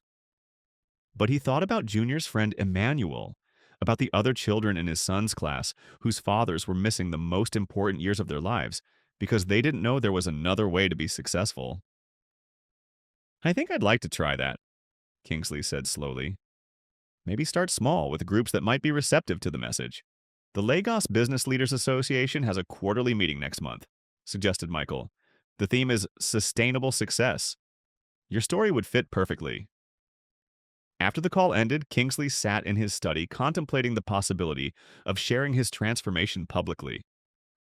For months, he had been focused on changing his own family dynamic. The idea that his experience might help other fathers and children felt both overwhelming and compelling. "You're thinking very seriously about something," Amaka observed, bringing him a cup of tea. "The fathers group thinks I should speak publicly about what I've learned. Share the story of Junior's sleepwalking and how it changed our family." Amaka settled into the chair across from his desk. "What do you think about that idea?" "I'm terrified and excited in equal measure. Terrified because it means admitting my mistakes publicly. Excited because maybe other children won't have to sleepwalk through their childhoods looking for absent fathers." "And what does Junior think?" "I haven't asked him yet." "Maybe you should. This story belongs to him too." The suggestion was typically wise. Kingsley had been considering the professional and personal implications of going public with his story, but he hadn't thought about his son's perspective on sharing their family's journey with strangers. "Amaka," he said, "how do you think other fathers would respond to hearing about the changes I've made? Some will dismiss it as weakness or impracticality. Others will feel threatened because it challenges their own choices. But some, maybe just a few at first, will recognize themselves in your story and realize they don't have to keep living the way they've been living. And that would be enough to help just a few families? One father choosing presence over profit affects one family. One family healing affects a community. One community changing affects a culture." Amaka smiled. "You learned that from your son, Mr. Adebanjo." Junior's sleepwalking was a symptom of absence. His healing became a symbol of what's possible when fathers choose to be present. When did you become so wise about family dynamics? When I learned to recognize the difference between houses that are just buildings and homes where love lives. That night, as Kingsley tucked Junior into bed, he brought up the possibility of sharing their story. Junior, some people have suggested that I talk to other fathers about what we learned when you were sleepwalking, about how important it is for dads to be present for their children. Junior looked thoughtful. Would you tell them about how I used to walk around at night looking for you? Only if you're comfortable with that. It's your story, too. Would it help other kids? It might. There might be other children whose fathers are missing important moments because they don't realize what their kids really need. Junior was quiet for a long moment, considering this carefully. I think you should tell them, he said finally. But make sure you tell them about Amaka, too. About Amaka?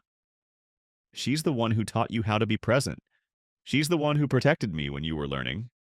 And she's the one who showed you that love looks like paying attention. The wisdom in his 7-year-old's observation took Kingsley's breath away. Junior understood instinctively that their family's healing hadn't happened in isolation. It had required the courage of a woman who chose to care for a child who wasn't her responsibility, who risked her job to protect a boy from danger, who had the wisdom to teach a successful man what success actually meant. You're absolutely right, Kingsley said. This story isn't just about fathers and sons, it's about the people who help us become the parents our children need. And Daddy? Yes? When you tell the story, make sure they know that kids don't need perfect parents. They just need parents who show up. As Kingsley kissed his son goodnight, he marveled at how the child who had once wandered the halls in anxious dreams had become a wise counselor on the nature of love and presence. Junior's journey from sleepwalking to security had taught his father more about leadership than any business school or management seminar ever could.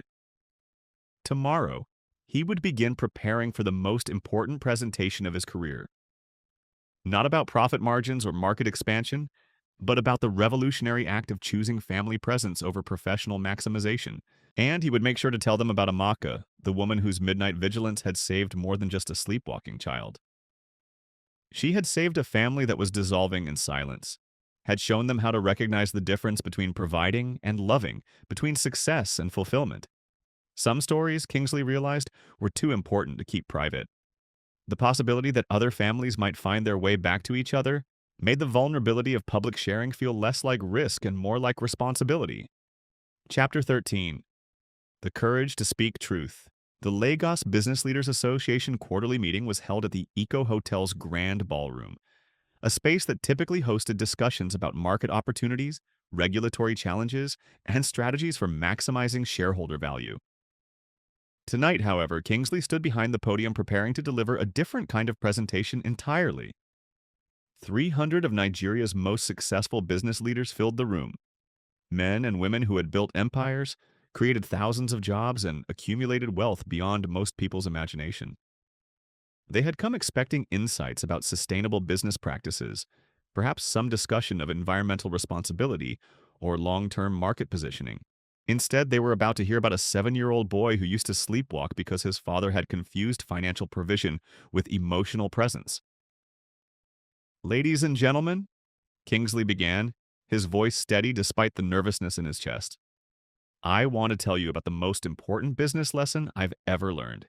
It came from my 7-year-old son, and it cost me approximately $50 million in lost contracts. A murmur of interest rippled through the audience. In a room where financial losses were typically discussed as strategic missteps or market failures, the idea that someone would voluntarily sacrifice $50 million was intriguing. 8 months ago, I came home from a charity dinner to find my housekeeper waiting for me in the dark. She covered my mouth with her hand and begged me to be quiet. I thought I was being robbed. Instead, I was being saved. Kingsley told the story methodically, watching the faces in the audience as he described Junior's nightly wandering, Amaka's protective vigil, the moment when he realized that his son was sleepwalking because he was searching for something that felt missing from his world.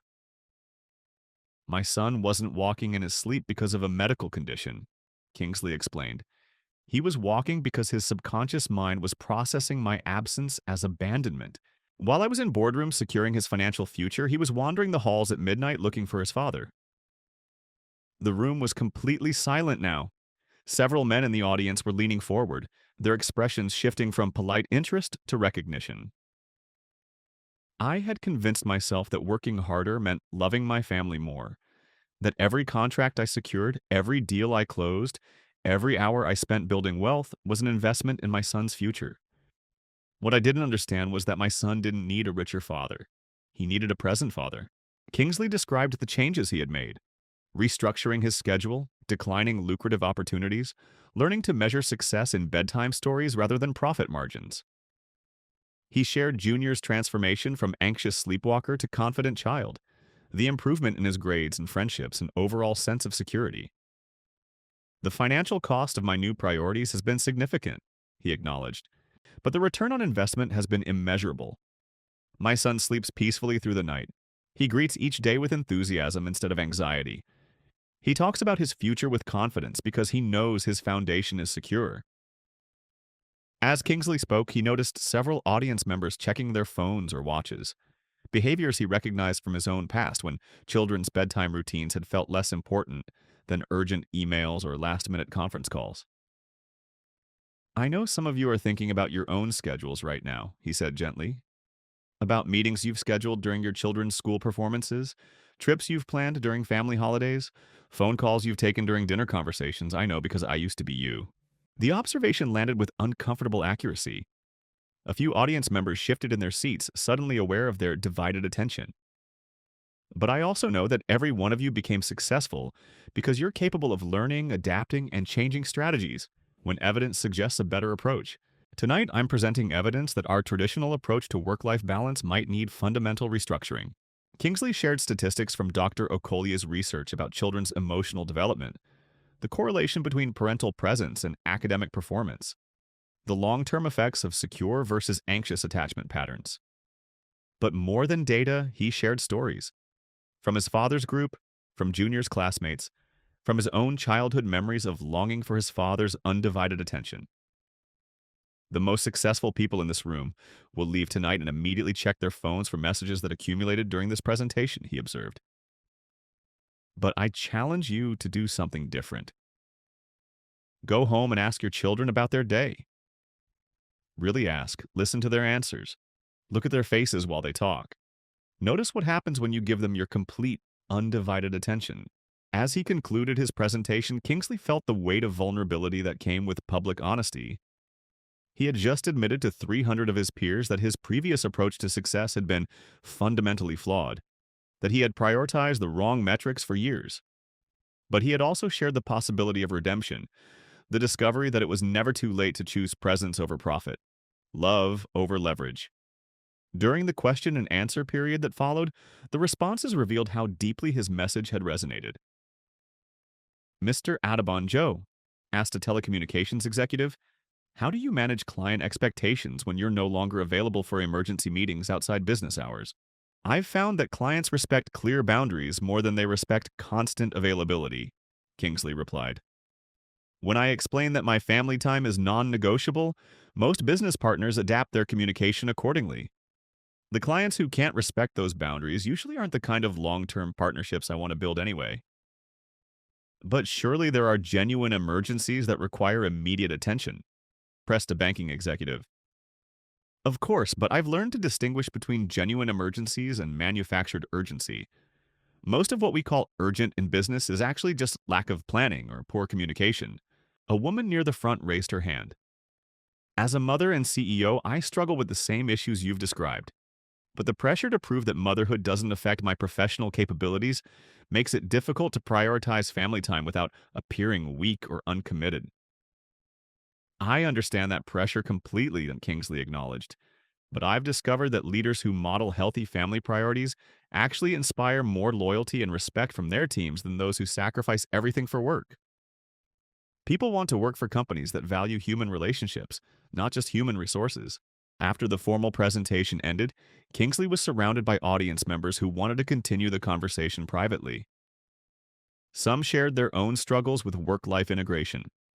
Others asked for specific strategies for restructuring their schedules. A few admitted that they had recognized their own families in his description of Junior's sleepwalking behavior. But the response that moved him most came from David Okafor, the telecommunications executive who had questioned Kingsley's presence at school pickup months earlier. "Kingsley, I owe you an apology," David said quietly. "When I saw you picking up Junior from school, I assumed you were having business problems. I didn't understand that you were having a breakthrough." "It's easy to mistake one for the other," Kingsley replied. "Our culture has trained us to see family prioritization as professional weakness rather than personal strength. My son asked me last week why I never come to his football matches. I told him it was because Daddy had important work to do. But listening to your presentation, I realized that I was teaching him that he's less important than my work." "What will you do differently?" "I'm going to his match this Saturday, and I'm going to start asking myself whether the meetings I schedule are genuinely more important than the moments I'm missing with my family." As Kingsley drove home that night, he reflected on the evening's impact.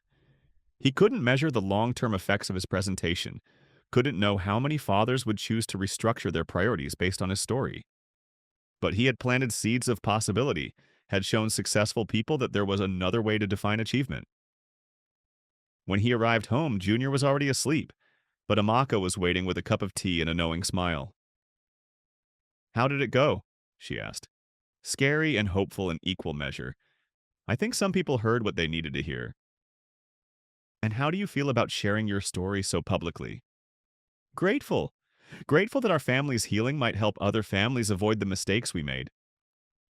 "You know," Amaka said thoughtfully, "when I first came to work here, I thought this house was empty despite all its expensive furniture.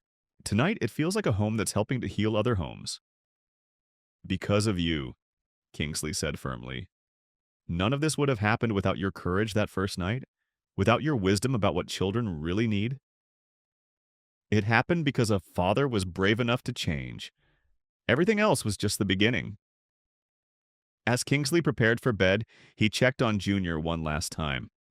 His son slept peacefully, arms wrapped around a stuffed animal, face relaxed in the profound security of knowing he was loved and protected. No more midnight wandering, no more anxious dreams, just the deep, restful sleep of a child who knew his father would be there in the morning. Tomorrow, Kingsley would return to his office and continue building his business empire. But he would do it with new knowledge about what true success meant, new commitment to the priorities that actually mattered, and new understanding that the greatest legacy he could leave wasn't measured in dollars, but in the confident smile of a child who never doubted his father's love. The presentation had been about more than changing individual families.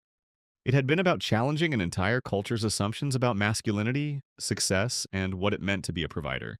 And judging by the conversations that had followed, the seeds of change had found fertile ground in hearts that were ready for a different way of living. Epilogue. The garden grows.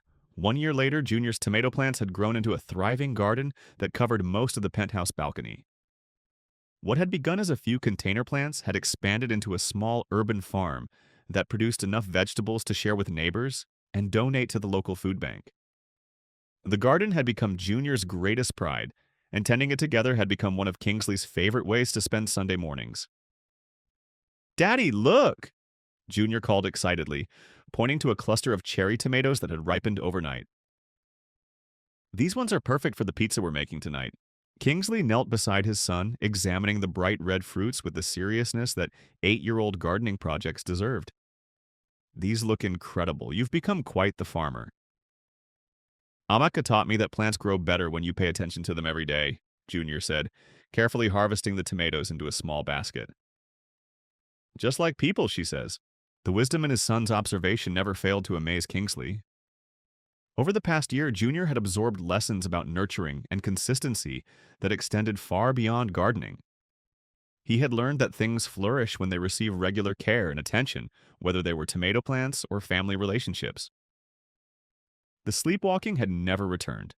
Junior slept peacefully through every night, secure in the knowledge that his father would be there in the morning.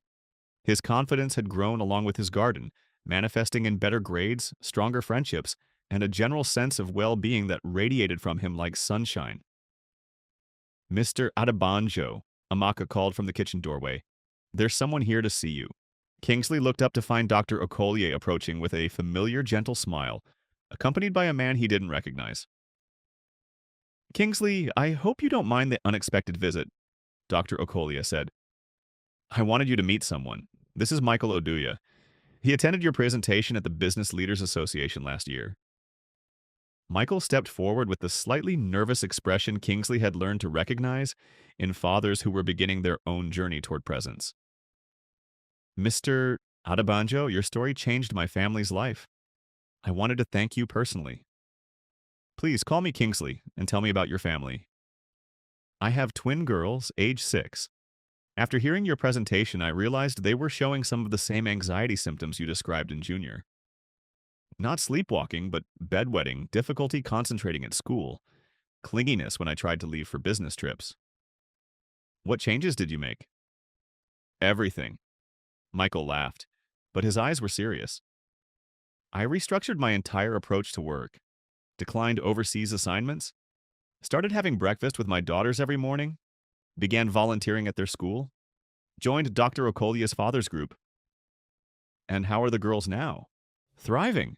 The bedwetting stopped within a month. Their teacher says they're more confident and outgoing. And last week, when I tucked them in at night, my daughter Sarah said something that made me cry. What did she say? She said, "Daddy, I love that you became the kind of father who stays." She's 6 years old, but she understood exactly what had changed in our family. Junior had been listening to this conversation with the intense focus he brought to adult discussions that involved children's well-being. Do your daughters have a garden? He asked Michael. No, but that's an interesting idea. Why do you ask? Because gardens teach you about patience and taking care of things every day. Maybe they would like to grow something with you. Michael smiled at Junior's suggestion. I think that's an excellent idea. Would you be willing to give me some gardening advice? Of course, you have to start with good soil, and you have to water them regularly, and you have to talk to them so they know you care about how they're growing. As Junior launched into an enthusiastic explanation of container gardening techniques, Kingsley marveled at how his son had become an ambassador for the lessons their family had learned. Without realizing it, Junior was teaching other fathers about consistency, attention, and nurturing through the metaphor of growing things. Dr. Okolie, Kingsley said quietly, how many fathers have you worked with since my presentation? 43, Dr. Okolie replied immediately. We've had to expand to 3 different groups to accommodate everyone. Michael here is starting his own group for fathers in the technology sector. That's incredible. Your willingness to share your story publicly gave other men permission to examine their own priorities. Sometimes all it takes is one person speaking truth about their struggles to unlock healing in dozens of other families. Michael nodded emphatically. Before hearing you speak, I thought I was the only successful father who felt like he was failing his children. I thought the problem was my lack of time management skills, or that I wasn't organized enough to balance everything. What do you understand differently now? Kingsley asked. That it was never about balance, it was about choice. I was choosing to prioritize everything else above my daughters and calling it necessity instead of admitting it was a choice. And now I choose them first and I build my professional life around that priority instead of the other way around. Amaka emerged from the kitchen carrying a tray of fresh lemonade made from lemons Junior had grown in his garden. As she served the drinks, Kingsley noticed the easy familiarity with which she moved through their family space. Over the past year, she had evolved from housekeeper to trusted family member, her role undefined by traditional job descriptions, but essential to their daily happiness. Amaka, Dr. Okolie said, Michael was telling me about his daughter's progress, and I mentioned that much of Kingsley's success came from having someone who understood children's emotional needs helping guide the family. The children teach us more than we teach them, Amaka replied simply. My job is just to pay attention to what they're showing us. But you do more than that, Kingsley interjected. You translate children's behavior into language adults can understand. You help fathers learn to see what their children actually need instead of what they think they should provide. Michael leaned forward with interest. Could you give me an example? Amaka considered carefully. When children act out or become difficult, most adults assume they need more discipline or structure. But often, difficult behavior is how children express that something important is missing from their emotional environment.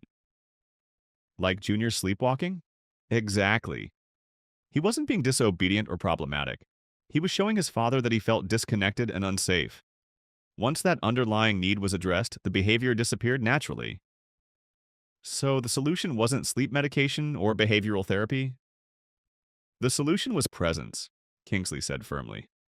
Everything else was just treating symptoms instead of causes.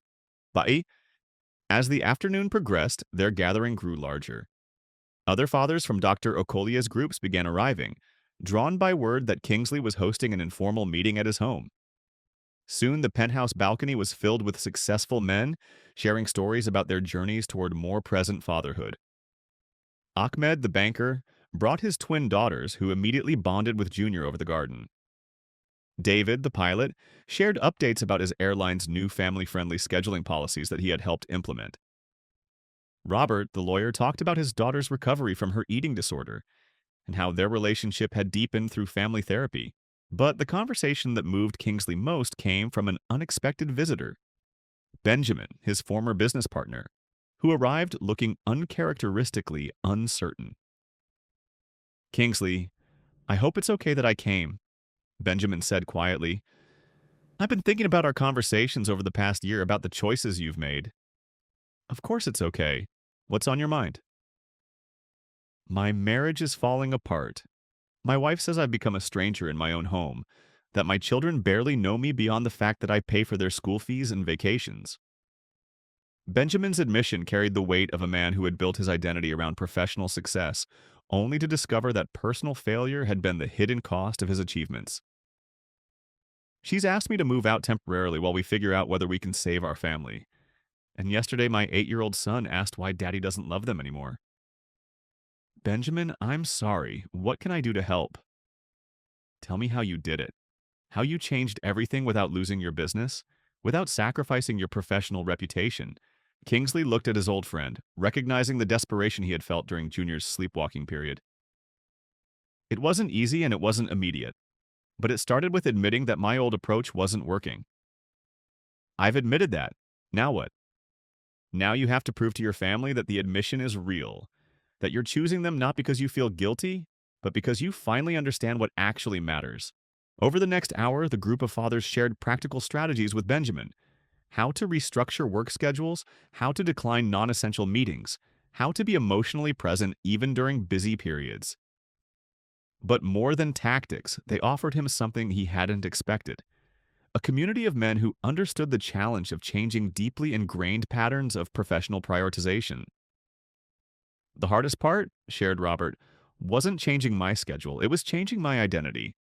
I had to learn that being a good father was just as important as being a successful lawyer." "For me," added Ahmed, "the breakthrough came when I realized my daughters needed a present father more than they needed a wealthy one." "But you can be both," Michael pointed out. "Kingsley hasn't stopped being successful professionally. He's just redefined what success includes." As the sun began to set over Lagos, painting the sky in shades of orange and pink, the gathering naturally evolved into a dinner party.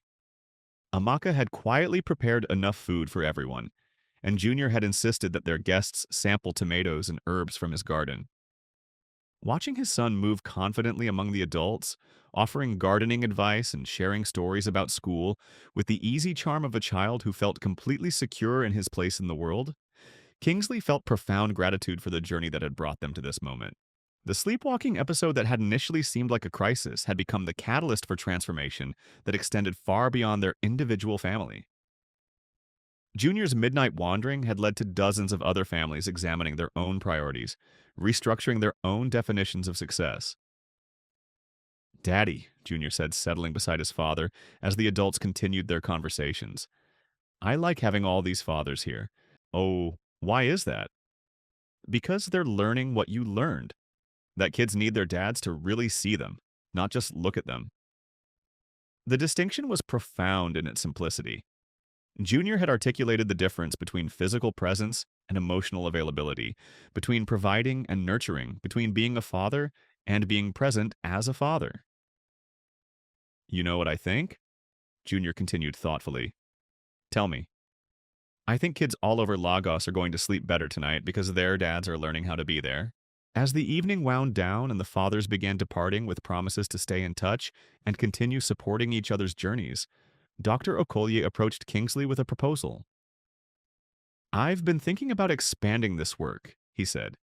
"What would you think about co-authoring a book about father presence, sharing these stories and strategies with men across Nigeria and beyond?" A book?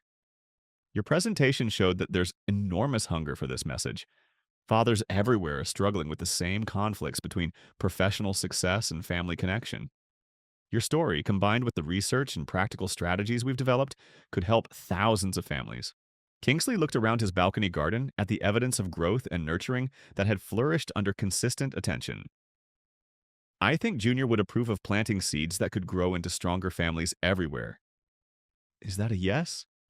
That's a yes, but I have one condition. What's that? Amaka has to be part of the writing process. This story doesn't work without her wisdom, her courage, her understanding of what children really need. Dr. Okolia smiled. "I was hoping you'd say that. The most profound family transformations happen when fathers learn to listen to the people who've been paying attention to their children all along." As the last guests departed and the penthouse returned to the peaceful rhythm of family evening routine, Kingsley helped Junior water the garden one final time before bed. The plants rustled gently in the Lagos breeze, healthy and strong from daily care and attention. "Daddy," Junior said as they finished their gardening chores, "do you ever miss the old way?" "The old way of what?" "Working all the time, traveling everywhere, being important and busy." Kingsley considered the question seriously. "I miss some aspects of that life. The excitement of big deals, the satisfaction of building something large and impressive. But do I miss it enough to trade what we have now? Never." "What do we have now that's better?" "Each other. Really having each other, not just living in the same house or sharing the same last name. We have conversations and stories and memories that we're building together every day." Junior smiled. "And we have the garden." "And we have the garden," Kingsley agreed, "which teaches us that the most beautiful things grow slowly, with daily attention and patience." That night, as Kingsley read bedtime stories with his son, a ritual that had never been interrupted once in the past year, he reflected on how completely their lives had transformed. The man who had once measured success in profit margins now measured it in peaceful sleep, confident smiles, and the easy laughter of a child who never doubted his father's love. Junior fell asleep halfway through their story, his breathing settling into the deep rhythm of perfect security. Kingsley sat for a few moments longer, watching his son's peaceful face, thinking about all the other children across Lagos who might soon experience the same sense of safety because their fathers were learning to choose presence over profit. Tomorrow, he would begin working on the book with Dr. Okolie and Amaka. They would share strategies and stories that could help other families avoid the near loss that his own family had experienced. They would challenge the cultural assumptions that equated financial provision with emotional love, that measured masculine success by the hours spent away from home rather than the quality of connection maintained with children. But tonight, he was simply a father whose son slept peacefully, whose family was whole, whose definition of wealth had expanded to include things that couldn't be counted in bank statements, but could be felt in the warmth of daily hugs, the joy of shared meals, and the profound satisfaction of being truly present for the people who mattered most. The maid who had grabbed his mouth and begged him to be quiet had saved more than just a sleepwalking child. She had saved a family from drifting apart in silence, had shown them how to recognize love in action rather than just intention, had given them the courage to redefine success in terms that actually mattered. And in saving one family, she had planted seeds that would grow into a movement of fathers across Nigeria, choosing presence over absence, connection over accumulation, love over leverage. Some stories, Kingsley realized, were never really finished. They just grew like gardens tended with daily care, into something more beautiful than anyone could have imagined when the first seeds were planted. The end. This story is dedicated to all the fathers learning to be present, all the children waiting for their parents to truly see them, and all the Amakas of the world who have the courage to speak truth when love hangs in the balance. Because sometimes the bravest thing you can do is grab someone's attention and beg them to be quiet long enough to hear what really matters. Drove home through the familiar Lagos traffic, Kingsley marveled at how different the journey felt with his son beside him. The honking horns and stop-and-go congestion that usually frustrated him became opportunities to listen. to laugh at Junior's observations about the hawkers selling everything from phone chargers to live chickens between the lanes. "Daddy," Junior said as they waited at a particularly long traffic light, "is this going to happen every day now?" "What, the traffic?" "No," Junior giggled. "You picking me up, you being home for breakfast." The question held the careful hope of a child who had learned not to expect too much from promises. Kingsley reached over and squeezed his son's small hand. "Every day that I'm in Lagos," he said. "And I'm going to try very hard to be in Lagos more often." "What about your important work?" "You're my most important work, Junior. I just forgot that for a while." Chapter 5. Learning to Listen. That evening, Kingsley discovered that being present for his son involved more than just physical proximity. It required learning an entirely new language, the language of 7-year-old concerns, excitement, and imagination. Junior's backpack contained a universe of important items: a smooth stone from the school playground that looked exactly like a dinosaur egg, a drawing from his friend Emmanuel, 3 pencils with chewed erasers, a permission slip for next week's field trip, and a note from his teacher requesting a parent conference. "What's this about?" Kingsley asked, holding up the note. Junior's face clouded slightly. "Mrs. Adebayo says I've been sleepy in class sometimes, and that I don't pay attention during story time because I'm looking out the window." Kingsley felt a familiar stab of guilt. The nighttime wandering was affecting Junior's daytime performance, and he'd been completely unaware of it. "Are you tired at school?" "Sometimes, but I can't help it. I have dreams about looking for things, and then I wake up, but I'm not in my bed anymore." "What kind of things are you looking for?" Junior considered this carefully. "I don't know exactly, but in the dreams, I know something important is missing, and I have to find it before something bad happens." The psychological weight of his son's words hit Kingsley like a physical blow. Junior's subconscious mind had been processing his father's absence as a form of abandonment, creating anxiety dreams that manifested as sleepwalking episodes. "Junior," Kingsley said, sitting beside his son on the living room couch, "I want you to know that you're not missing anything important. Everything you need is right here." "But what if you have to travel again? What if you're not here when I wake up?" The question revealed the depth of Junior's insecurity. How many mornings had he woken to find his father already gone? How many evenings had he fallen asleep to the sound of phone conversations about business deals in distant cities? "Then we'll make sure you know exactly when I'll be back," Kingsley said. "And if I'm traveling, we'll talk on the phone every morning and every night. But Junior, I promise you, the traveling is going to be much less from now on." As if summoned by their conversation, Amaka appeared in the doorway. She had finished her daily cleaning and was preparing to leave, but something in their posture told her this wasn't a good time to interrupt. "I'm sorry," she said quietly. "I was just heading home." "Wait," Kingsley said. "Actually, could you stay for a few minutes? I think we need to talk about Junior's sleeping patterns, and you know more about them than anyone." Amaka sat down across from them, her hands folded neatly in her lap. Junior immediately scooted closer to her, a gesture that didn't escape Kingsley's notice. "Tell me everything," Kingsley said. "Every detail about what's been happening at night."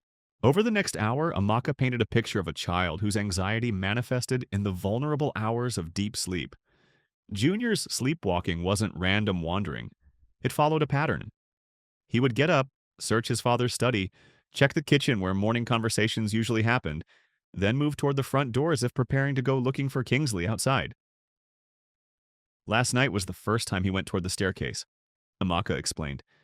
"Usually he stays in the main living area, but something was different, more urgent." "What do you think caused the change?" Amaka glanced at Junior, who was listening intently to this discussion of his nighttime behavior. "I think he's getting older, becoming more aware of patterns. He's starting to understand that when you travel, you might not come back for days or weeks. But I always come back." Adults understand that. Children feel the absence more than they trust the return. The truth of her observation settled over Kingsley like a heavy blanket. In his mind, his business trips were temporary necessities that allowed him to provide for his family. In Junior's mind, they were evidence that his father's priorities lay elsewhere. "What can we do?" Kingsley asked. "Keep doing what you did today," Amaka replied. "Be here, be predictable. Let him see that he matters more than meetings or phone calls. And if he sleepwalks again, guide him gently back to bed. Don't wake him suddenly, and maybe... She hesitated. What? Maybe consider talking to someone who specializes in children's sleep disorders. Not because there's anything wrong with Junior, but because understanding the psychology behind it might help you address the underlying anxiety. Kingsley nodded. Another item to add to his transformed priority list: finding the best child psychologist in Lagos, learning about sleep disorders, becoming an expert in his son's emotional needs rather than just his financial ones. Amaka, Junior said quietly, will you read to me tonight, like you usually do? Before Amaka could answer, Kingsley spoke up. Actually, how about if both of us read to you tonight? Amaka can start, and I'll take over when she needs to go home. Junior's face lit up with surprise and delight. Both of you. Both of us. And Junior. From now on, I'll be here for story time every night. As they